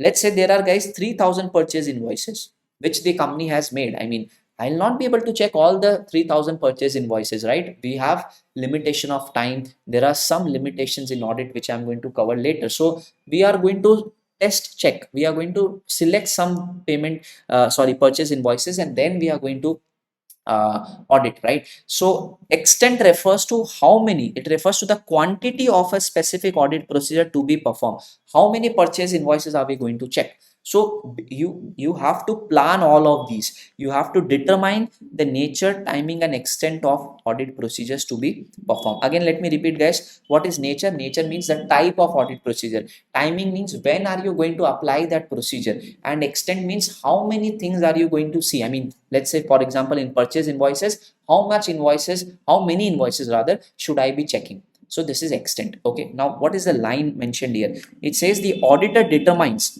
the nature, the timing, and the extent of audit procedures. Okay, he has to determine this so as to the ultimate objective. Again, let me tell you, guys, why would auditor apply audit procedure? The ultimate objective is to obtain audit evidence, and audit evidence, guys, should always be sufficient and appropriate. Now what does this mean? Please understand. Again, let me tell you, auditor shall determine auditor shall assess, or not assess, sorry, the auditor shall determine the nature, timing, and extent of audit procedures so as to obtain sufficient and appropriate audit evidence. Now coming back to the example, okay, of land and building. You only do a physical verification. Oh yes, the building exists. Okay, you walk up and down all the floors, you see the building from outside, and you are happy. Have you obtained sufficient evidence here? You have not obtained sufficient evidence here. You have just seen that the building exists. But what if the building is not owned by the company? What about the valuation part? So this is not a good audit. Audit procedures you should apply to the extent till the time that you are satisfied that yes, you have obtained sufficient and appropriate audit evidence. Now, what is meant by sufficient and appropriate audit evidence? Just for your understanding, guys, sufficient means whether you have obtained. See, we have the word also here in the next topic, audit evidence, though I'm just making you mark this. Sufficiency of audit evidence is a measure of quantity of audit evidence. Quantity. Sufficiency means have you obtained right number of evidences. Okay, and appropriateness is the quality of evidence. Okay, so we need to have both the right quantity and we have to have quality evidence. What does it mean? Okay, I'll explain it to you. Okay, so let us read this line once again slowly. The auditor determines the nature, timing, and extent of audit procedures to be performed in order to obtain sufficient and appropriate audit evidence. So, what does it mean? Ultimately, as auditors, guys, we apply procedures to obtain sufficient and appropriate audit evidence. Sufficient means quantity, appropriate means quality. So, here we have obtained, if we apply three procedures, we have obtained three evidences. That may be sufficient. Three evidences. Sufficient means quantity. Okay. But imagine, guys, okay, I'll tell you this. Uh, let's say let's say try and understand this, be attentive. Okay, so I did a physical verification. I was happy that yeah, the building exists. Now this is not going to amount to sufficient audit evidence. Okay, I have to collect more evidence with respect to the land and building. So the next thing which I did was I asked them for the title deeds. I asked them for the property papers so as to verify that yes, this building actually belongs to you. So let's say management told, okay, okay, sir, we are going to produce the title deed. We are going to give you the ownership papers. Don't worry. But then when they gave me the ownership papers, they gave me photocopies. What did they give me? They gave me photocopies of the title deed. Now, guys, photocopies, of course, okay, you might have a look at it, but let me be very clear and tell you this: photocopies are not as reliable as originals. I'll tell you why. I'll tell you why. In this particular case, I'll tell you why. Let's say they give you a photocopy of the title deed, of the registry documents. That means that the building belongs to them. Okay. They gave you a photocopy. But what if, guys, understand? Let's say we are doing the audit of financial year 22-23. Okay, we are doing the audit for financial year 22-23, and I want to do the check land and building item of the financial statement. So when I asked them for the title deed, they gave me a photocopy. Now, probably why I would not accept the photocopy, I'll tell you a reason. Okay, let's say what if, please understand this. What if, guys, in the previous financial year they have sold the building, but they sold it to their friends, and now they are still using the building and paying rent to them. But now in the balance sheet, they are still showing that the land and building belongs to them. This may happen. And they'll show you photocopy of the original, of the old registry document. They'll show you the photocopies of, yeah, see, our name is here. See, the property belongs to us. Should you be trusting such documents? No. So if they are giving you title deeds, if they are giving you photocopies, ask for the originals. Because I told you what may happen. What if they have sold the building? Okay, the photocopies, old photocopies still be with them. They have sold the building to some other person, and now they have taken this very building only on rent. And when you did a physical verification, they told you, yeah, see, we have the building. But doesn't mean that it will be a part of the balance sheet now, right? Because it doesn't belong to the company. So always ask for the originals. And hence, in this case, guys, if they give you photocopies, your evidence would not be appropriate. Always remember that whenever we apply procedures, we are going to look for you have to obtain sufficient appropriate audit evidence. Sufficient means, again, let me write this down. When I say sufficient word, sufficient means the quantity. Sufficient means what? Quantity. And when I say appropriate, what is meant by the word appropriate? Appropriate means the quality of audit evidence. We have to ensure both. Okay. So let's read the line again, guys. The auditor determines nature, timing, and extent of audit procedures to be performed so that he is able to obtain sufficient and appropriate audit evidence. Okay, so it's not necessary, guys, that always I have to apply three procedures. Sometimes only applying two procedures, the auditor might feel that yes, he has obtained sufficient and appropriate audit evidence. Then it's more than enough. Whether auditor has obtained sufficient and appropriate audit evidence, there is no formula for it. It's a matter of my own judgment. If I feel that yeah, these are sufficient, good enough.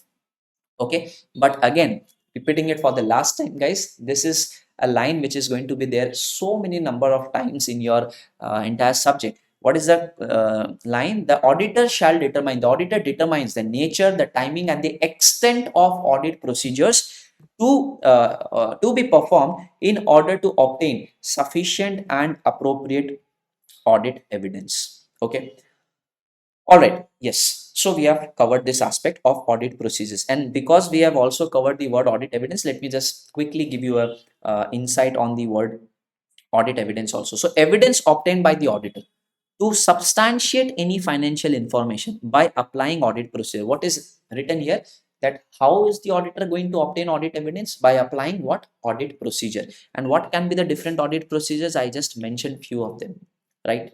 So what is audit evidence? Audit evidence is evidence obtained by auditor to substantiate any financial information. What did we do here? We were just verifying, we were just substantiating whether the land and building is actually of 20 crores or not, whether the land and building actually exist or not, whether the land and building actually belongs to the company or not. These are the things we were trying to check. Okay, so what is audit evidence, guys? Evidence obtained by the auditor to substantiate any financial information. And how do we obtain audit evidence? We obtain audit evidence by applying audit procedures. Okay, all right. Now, I told you auditor should obtain sufficient and appropriate audit evidence, which enables the auditor to arrive at a conclusion and support his opinion. So, always remember that auditor should obtain sufficient and appropriate evidence. Okay. Now, what is meant by sufficient? Sufficiency means it is a measure of quantity, and appropriateness of evidence is the measure of quality of the evidence. So, quantity also we have, and quality also we have. Okay. I hope you have understood this part. Okay, now guys, we are almost towards the end of audit process. Okay, but let me just continue my table. So what has happened upon application of audit procedures? What is it that the auditor will get? Auditor is going to obtain audit evidence. So upon application of audit procedure, he obtains audit evidence. What kind of audit evidence should he be obtaining? I'm just writing it in short. SAAE, that means sufficient and appropriate audit evidence, right? And if you read it in your notes also here, guys, perform audit procedures, and upon performing audit procedures, what is it that the auditor gets? He's going to obtain sufficient and appropriate audit evidence. Okay, all right. Now again, yes, please be attentive. Let me just clean this a bit.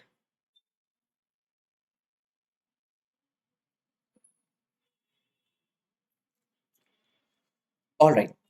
Now, so what did I tell you? Okay, let's again consider land and building.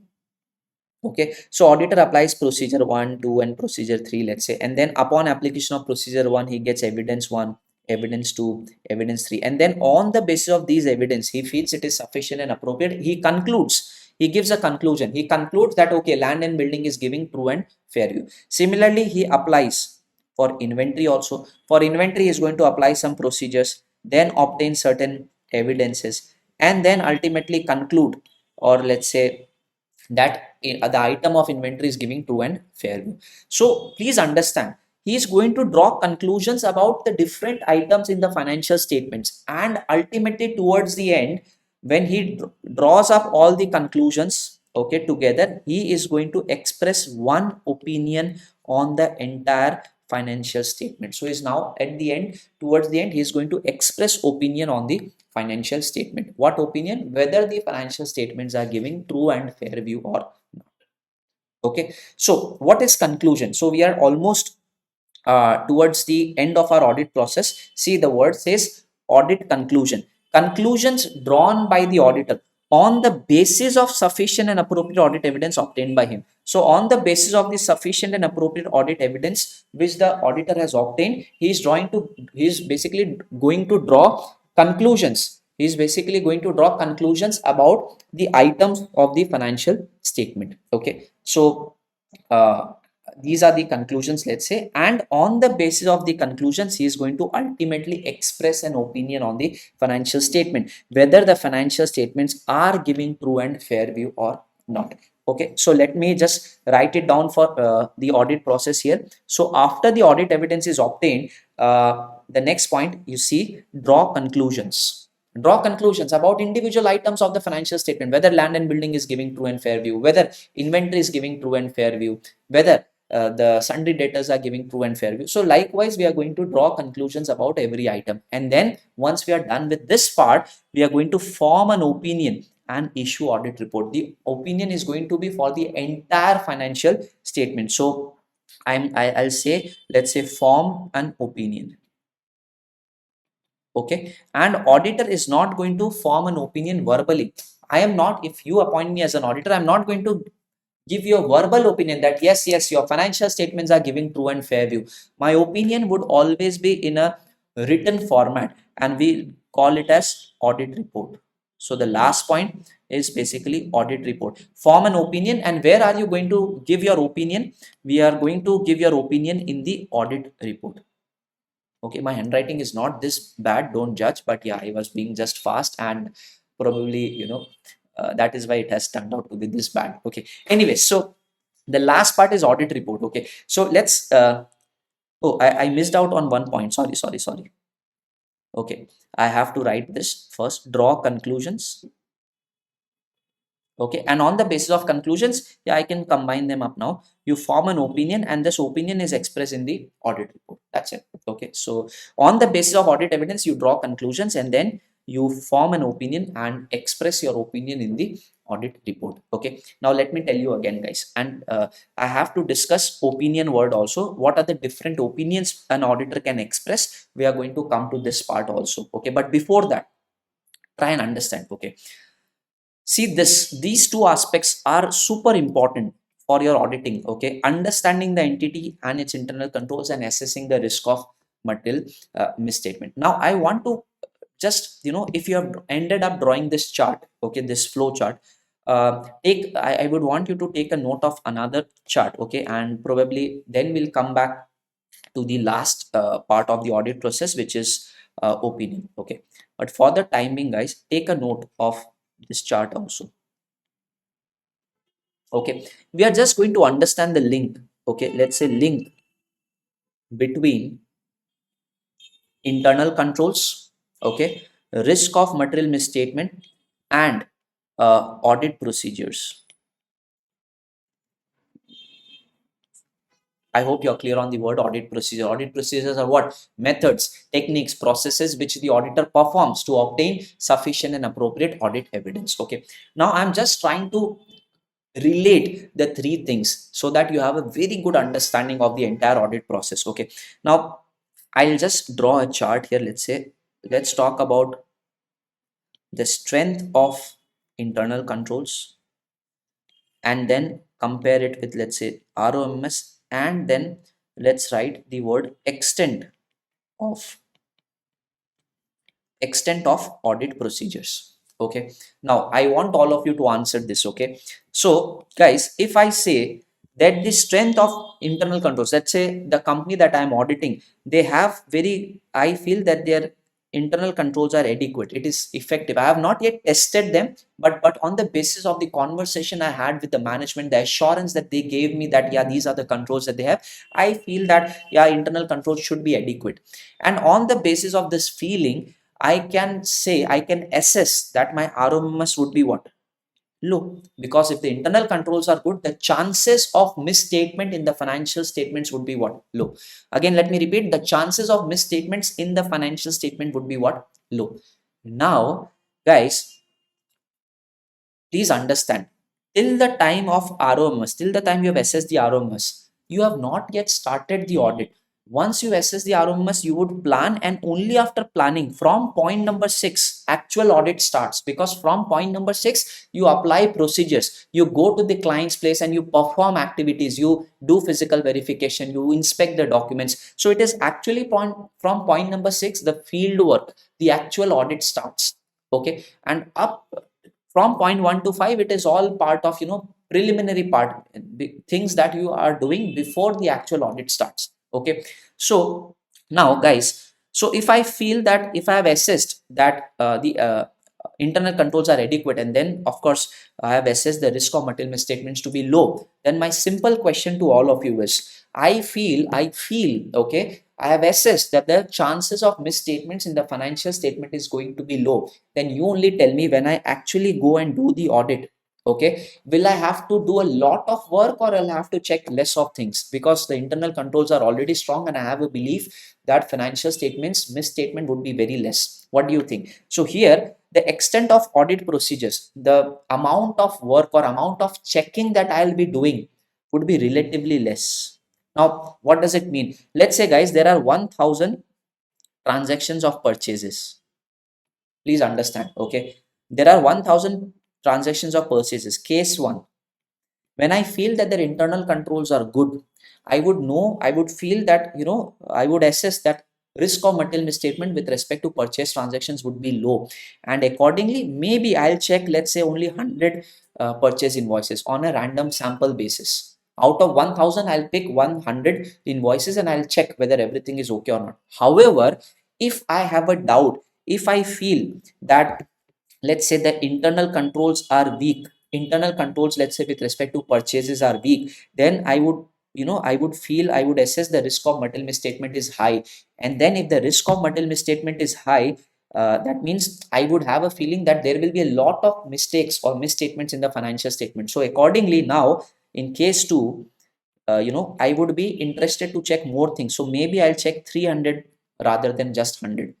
I hope you have got an idea about this. So extent of my work, I would have to check more purchase invoices or vouchers, and hence my, extent of audit procedures would be more here.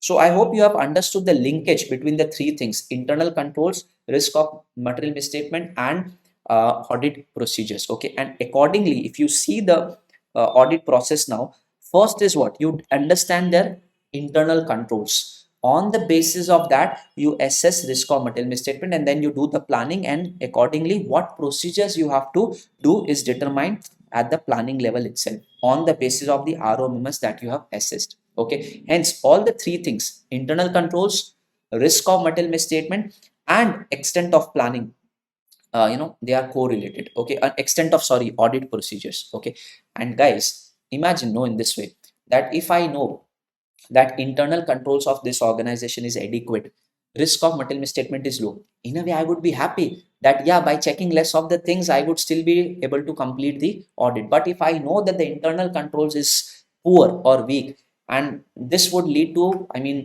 my assessment that there will be a lot of misstatements in the financial statement, the chances of misstatements would be high. So if I know that there is a probability that there might be a lot of misstatements in the financial statements, of course I would be checking a lot of things in the financial statement, so my audit procedures would be very much more here.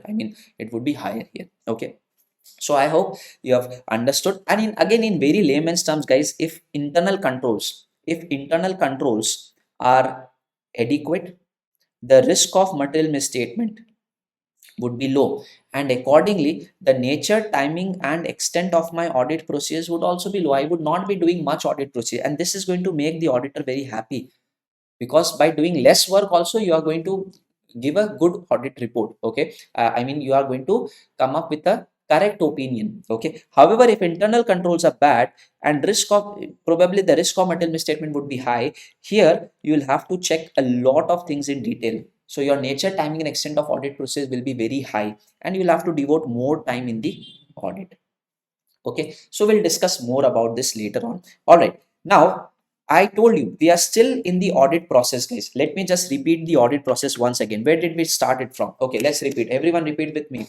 Number one, appointment of auditors. Appointment of auditors, mostly it might happen as per law. If it is a company law tells us how the appointment of auditor is done, but on the other hand, income tax law is silent about appointment of auditors. Okay, objective and scope of audit. If you are auditing the financial statements, your objective would be to express opinion on the financial statements, whether the financial statements are giving true and fair view or not. What about scope of audit? Scope means what are the things that we have to check, what are the things, what are the range of activities that we have to cover in our audit. Then you have to understand your client, you have to understand your entity, and try and obtain knowledge of their internal controls. Okay, you are not checking their controls here, you are not checking their controls, but rather you have just obtained an understanding that, yeah, internal controls are there, and accordingly you do an assessment that risk of material misstatement might be low here because it seems that they have good internal controls.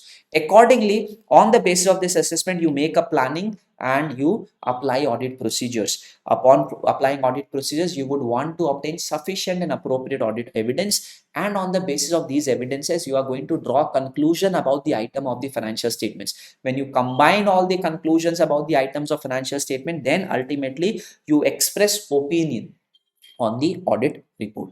Okay, all right. Now we have one last topic to discuss for the day, guys. I am going to focus on the word opinion.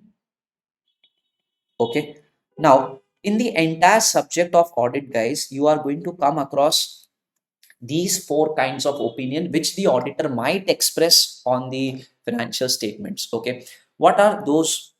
What are the different opinions? Okay, so let's say first one, I'm just writing the name, unqualified. Okay, or let's say clean opinion. Then we have, let's say, qualified. Then we have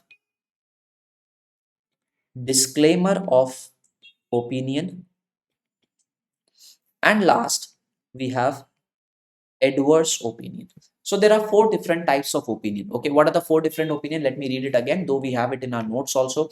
If you can see, we are going to cover it up from this part. We have four different types of opinion: unqualified opinion, qualified opinion, disclaimer of opinion, and we have adverse opinion. So four different types of opinion. Okay, now be very attentive for the next 10-15 minutes, 10 minutes rather, and you, so that you have a good insight about these opinions. Okay, all right. So what is unqualified opinion? As an auditor, when will I express unqualified opinion? Okay, now when I do the audit, uh, okay, I will basically see all the items of the financial statement, right? So it says auditor expresses an unqualified audit opinion when in his opinion and based on the information provided to him and evidence obtained by him, he considers that the financial statements of an entity give true and fair view. So when you audit and when you find,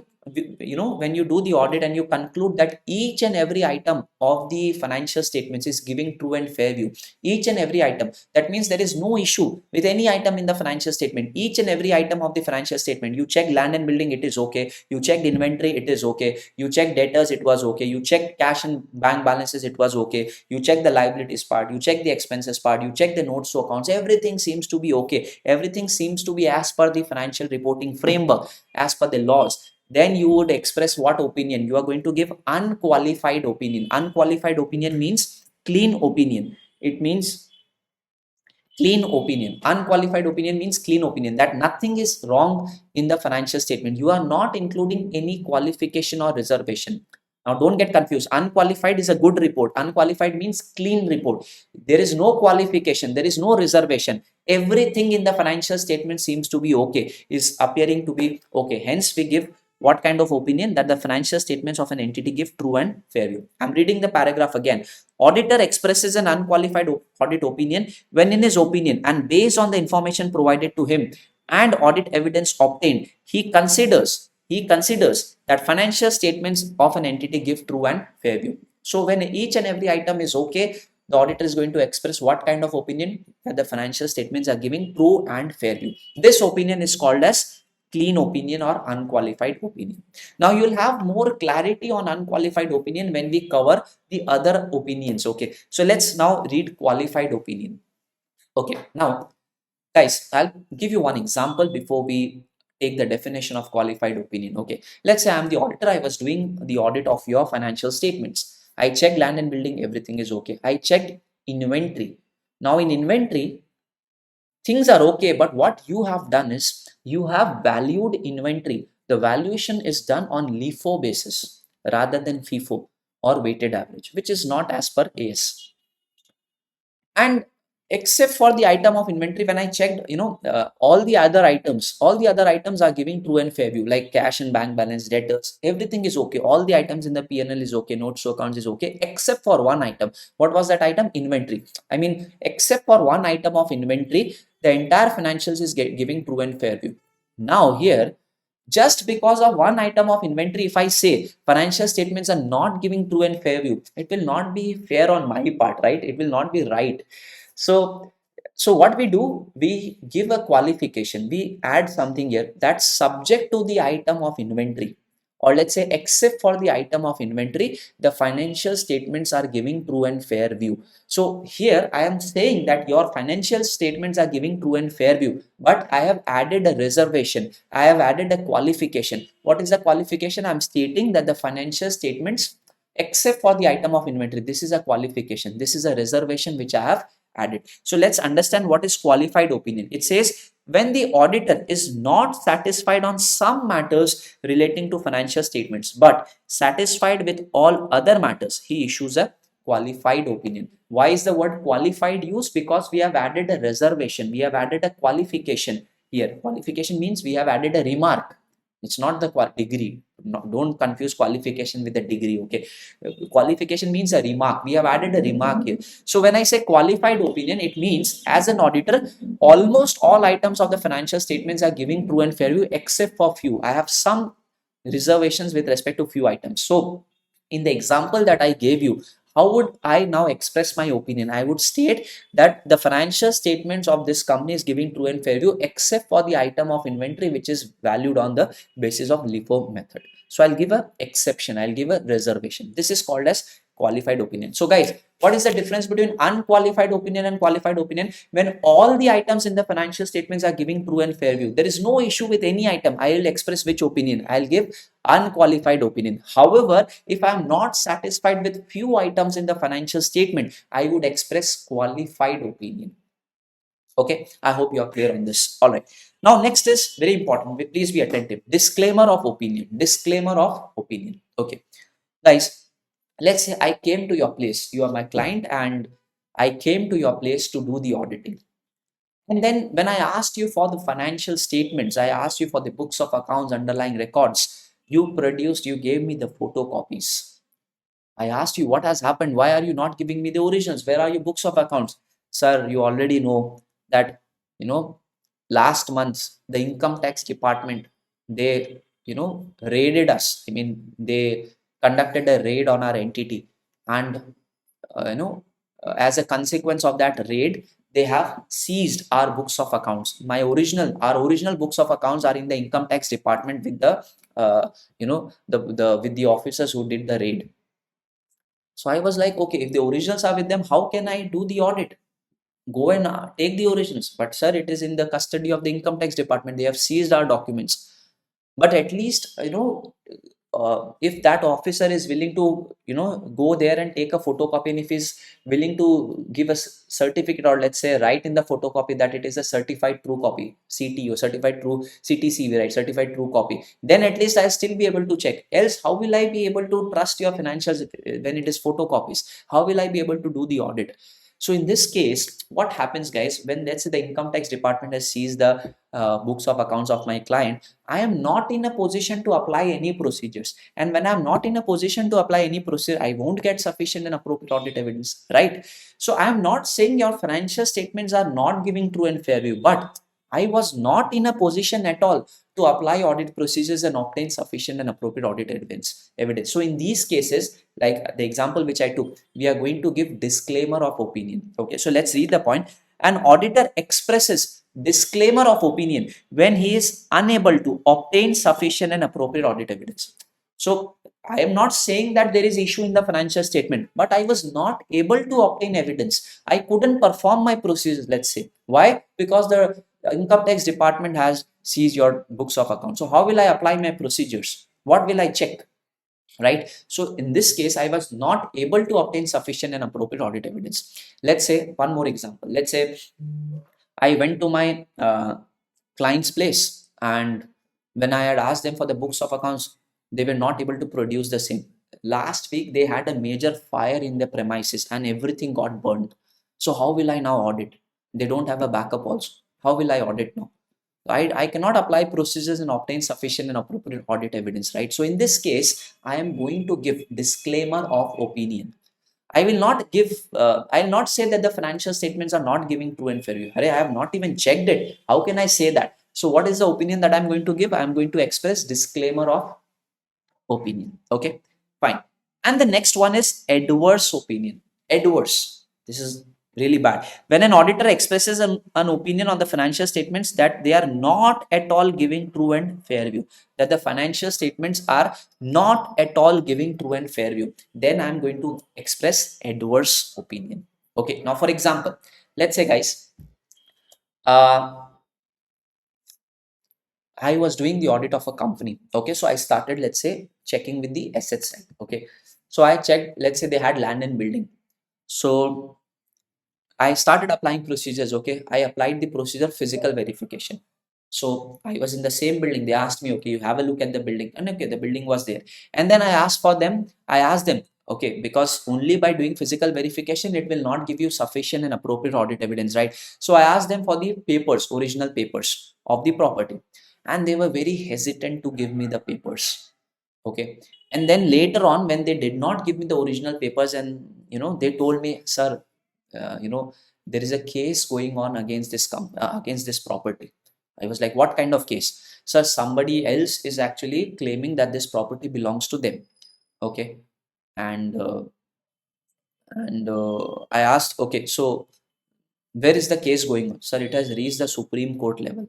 Hey, Supreme Court, I mean, if the property was yours, I mean, the case would, the verdict would have come in your favor in the High Court itself or the local court, but the case has gone to Supreme Court. What is the actual scenario?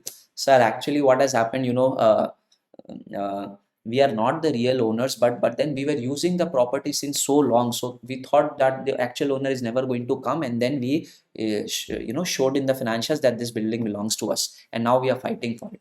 The chance of winning the case is very slim. He outrightly tells me this. So land and building, I mean, this building doesn't even belong to them, and they're showing it in the financial statement. I was like, this is not correct. Okay, then I came to the next item, inventory. Sir, inventory, sir, our inventory manager, he doesn't like FIFO, so he's using LIFO. I was like, how come you are not complying with the requirements of AS? You have to follow AS. So item of inventory is also, they have issues. Okay, then I came to the next item. Let's say investments. They have made a lot of investments. Okay, they have made a lot of investments. So let's say they had made investments in shares. So I told, okay, show me the list of investments that you have made. I would definitely ask them to show me the demat account statement. I hope all of you know demat account statement. But then the management of the company was not really interested to show me the demat account statement. I was like, why you are not showing? Sir, actually our stock broker, no, is not sending the statement. Why is he not sending a statement? Sir, we have not paid his brokerage.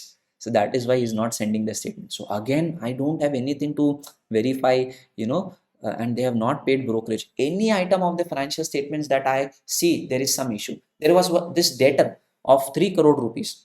Okay. And I asked them, hey, this debtor is there since so long. Why are you not even taking money from him? Why are you not trying to recover money from him? He's not paying. Sir, this debtor actually, we gave goods to him on credit worth 3 crores, but we forgot to take his phone number and address. The auditor will be shocked. What are you even saying? You made a credit sale to a person, random person, you gave him goods worth 3 crores, you did not take his address and phone number, and now he's not traceable. Yeah, sir, this has happened. What if, guys, of course, all these stories are, you are not going to trust, right? What if this debtor was a result of a fake sale that they had shown?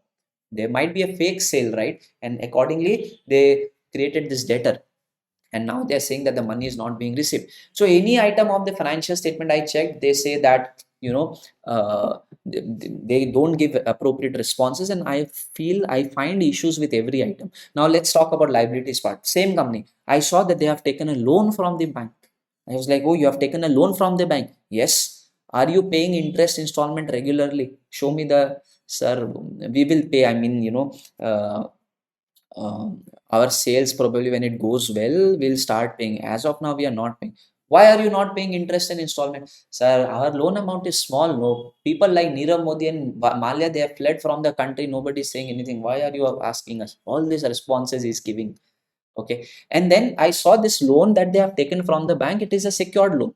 It's a secured loan. So I asked them, what is the security you gave to the bank for this loan? Sir, this building. I was shocked. I told, this building doesn't even belong to you, and you have mortgaged this security to the bank and taken loan, and on top of that, you are not paying interest and installment as well. The manager, he just smiled. So for a company, for a balance sheet like this, guys, you are left with no choice but to give a adverse opinion. Adverse opinion means what? That nothing in the financial statement. I mean, the financial statements are not at all giving. They are not at all giving true and fair view. Okay, so this is what adverse opinion means. All right. Okay, so let's read the four opinions again, guys. What is unqualified or clean opinion? Unqualified or clean opinion. Unqualified means everything is okay. Everything in the every item in the financial statement is giving true and fair view. So is okay, and hence you give an opinion that the financial statements give a true and fair view. Okay. Second, we covered unqualified. Qualified opinion. Qualified means except for one or two items in the financial statements, you are satisfied with all other things. So that means the financial statements are giving true and fair view except for the item of inventory or except for the item of cash, like this. Okay. Third, disclaimer of opinion: when you were not able to obtain sufficient and appropriate audit evidence, and when you were not able to obtain sufficient and appropriate audit evidence, you will not say that the financial statements are giving true and fair view or they are not giving true and fair view. You will simply write, we are not in a position to express an opinion. This is called as disclaimer of opinion. Okay. And then the last one is adverse opinion. Adverse opinion means what? When you feel that the financial statements are not at all giving true and fair view.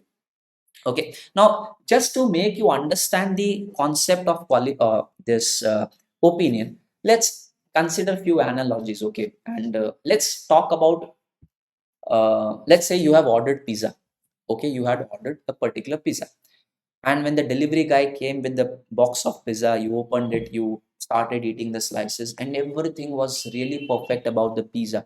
I mean, whatever you had ordered, all the toppings were there, right amount of toppings was there. The delivery guy also came in the, within the stipulated time, etc. You had the pizza, you enjoyed it. So, and somebody asked you, your friend asked you, how was the pizza? You were like, it's amazing, it's super awesome. I mean, you gave a true and fair view about the pizza. There is no reservation, there is no negative comment about the pizza. You just simply loved it. Ah, the pizza is awesome. I feel hungry now. Okay, the pizza is awesome. This is what you comment. So this means you have given an unqualified opinion about the pizza. There is no remark, there is no reservation. Okay. On the other hand, let's say the pizza, same example, the pizza came. Okay, and it was delivered on time. The pizza looks delicious. You opened the, you took out one slice, you ate it, it was very tasty, etc. But then you had ordered for cheese burst. You felt that the amount of cheese is little less, but then overall the pizza was tasty. So in this case, what kind of opinion do you give about the pizza? You are going to give qualified opinion. The pizza was awesome, but I would have loved it more if they would have added the right amount of cheese. I felt the cheese was little less. So this is what you have added a reservation here, you have added a qualification here. It will be called as a qualified opinion. Okay. Now let's say the third point, disclaimer of opinion. The guy came with a box. Okay, and first, if you were not able to open the box, and when you opened the box, there was nothing inside, and your friend asked, how was the pizza? Will you say it was really bad? No, you'll say, I don't know, I couldn't taste. Why you couldn't taste? There was no pizza only inside the box. So here what has happened, you are going to give a disclaimer of opinion. You cannot say the pizza was tasty, nor you'll say the pizza was worst, horrible. Okay, you might complain, you might curse the company who has sent the empty box, but then opinion about the pizza, you are not in a position to express an opinion because you couldn't taste even one single slice or a bite, right? You couldn't take one bite only. So you are not in a position to express an opinion about that, quality, or about the how tasty the pizza was. So here you are going to give disclaimer. But in the fourth case, adverse opinion, you opened the pizza box, all the toppings looked very dried up. The pizza was not hot.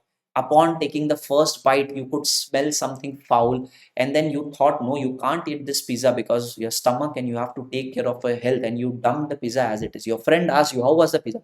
Horrible, worst. I couldn't even have one proper slice. I took the bite, it was smelling. So I just put it in the bin. So here, what opinion will you give? Never order pizza from that company. Adverse, worst opinion. Okay. So I hope you have got an understanding of the different types of opinion. But yeah, I have one more, analogy just to make things about, the concept about the four opinions very clear in your head. Okay. And this analogy is very on going to be on a very lighter note. Please don't take it personally. And I, I always use this when I teach at the intermediate level. Why? Because I remember I mean, probably I was attending one seminar as a student. I don't remember exactly, but then one speaker came and he tried to explain the different opinions using this example, and it stuck in my mind. It's still stuck in my mind. Okay, so I always use this in my classes also. Okay, so let's say my friend again, Chintamani Kumar. Okay, he's a chartered accountant. Okay, he has become a chartered accountant. He cleared his exams, and after 2 3 years of doing job, let's say he's doing job in Gurgaon, Delhi. Okay, now his relatives are after him, that you have become a chartered accountant, you have started earning decent money, now the time has come for you to get married.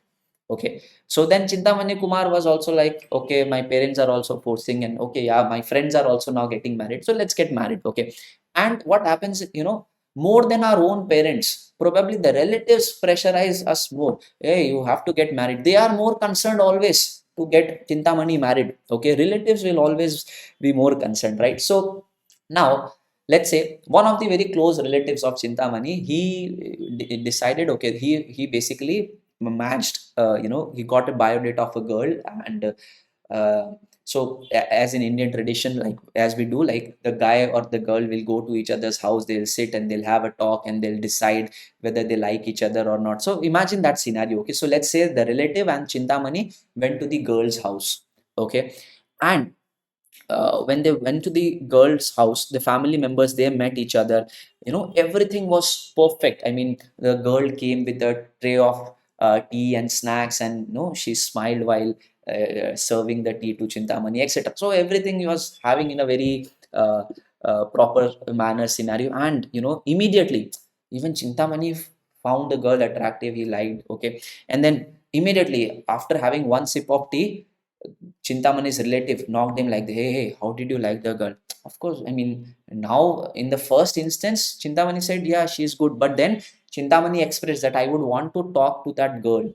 Okay. So then the Chintamani and the girl went to the veranda or to the next room or to the next, balcony, let's say. And then they started talking. And then the moment Chintamani was talking to the girl, he was super impressed with the girl. The girl was like beauty with brains. The girl knew all the accounting standards, the girl knew all the income tax provisions. Okay, and Chintamani thought, hey, it's our mental compatibility is also very high. And immediately, while Chintamani got back, his parents asked, the relative asked, how did you like the girl? Chintamani gave true and fair view about that girl, that he did not have any reservation. That means he gave a clean opinion, he gave an unqualified opinion that yes, I am ready to marry that girl. There is no observation, there is no remarks. Okay, so this kind of opinion which Chintamani gave for that girl can be called as unqualified opinion. Okay, now next example, let's say imagine the same scenario. Okay, Chintamani, the girl comes with a cup of tea, everything, Chintamani likes the girl, etc. And then again they go out uh, to the balcony to have a just casual talk. Okay, and then what happens is, um, Chintamani finds the girl to be very attractive and very intelligent. Again, she knows all income tax laws, all the accounting standards, mental compatibility, and Chintamani had almost like, love at first sight kind of thing. But then, as and when they were talking, I mean, let's say the conversation,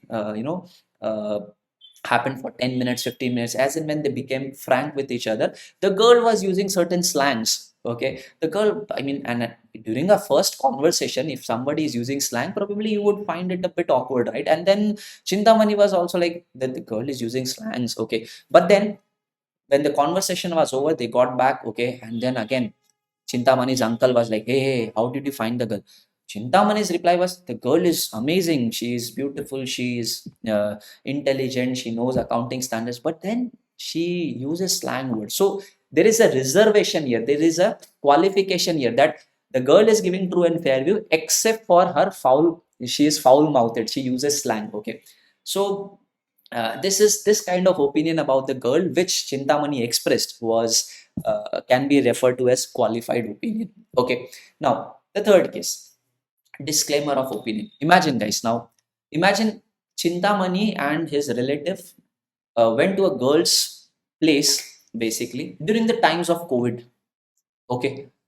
And out of respect, of course, the, you know, the other family, the girl's family entertained us, entertained Chintamani and the and his relative. And then the girl, she came with a tray of tea or snacks, etc. But then when she came with the tray of tea, okay, she had put on her face mask, and forget not just the face mask, she had put on her face shield also, because it was, let's say, COVID times. Okay.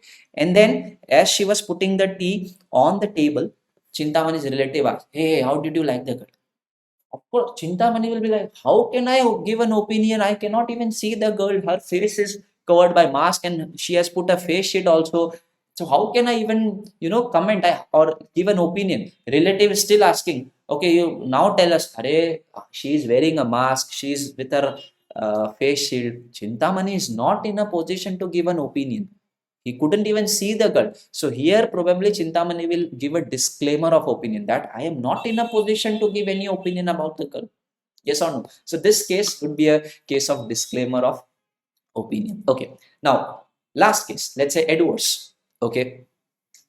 Now, uh, let's say same scenario. Okay.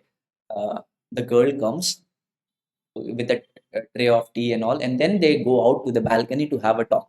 Okay. Now, the moment they go out to have a talk, the girl immediately pulls out a gun out of her pocket and then places it on Chintamani's head and then says, you have to marry me, else I'll shoot you down. Say yes right now, or else I'll shoot you down. Of course, what will Chintamani feel? Hey, what kind of girl is this? I cannot marry someone who is so aggressive and who carries a gun. This might be his personal choice, right? So I cannot marry such a girl. And then the moment he comes back, frightened, scared, and his uncle asks him, hey, how did you like the girl? Of course, he said, oh no, let's leave from this place. I don't want to marry this girl. Of course. So what kind of opinion did Chintamani give here? Adverse. Or let's say, let's put it in this example as another way. The Chintamani and the girl goes out to the balcony to have a discussion.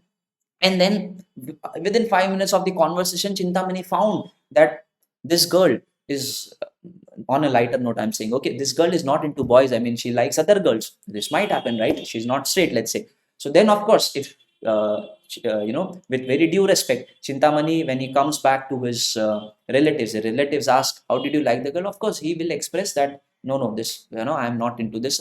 She's not, he's obviously, Chintamani is going to might give an adverse opinion. All right. So, yes. Okay.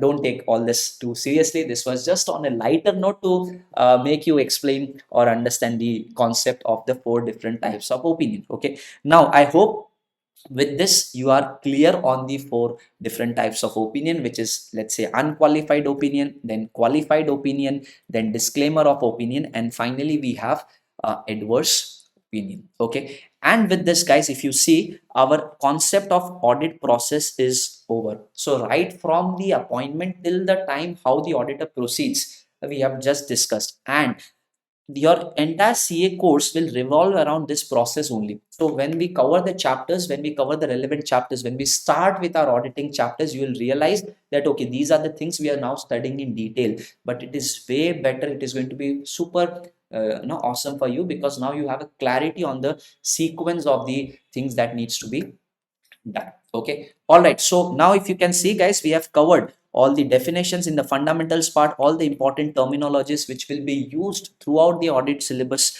We have covered that up. Okay. All right.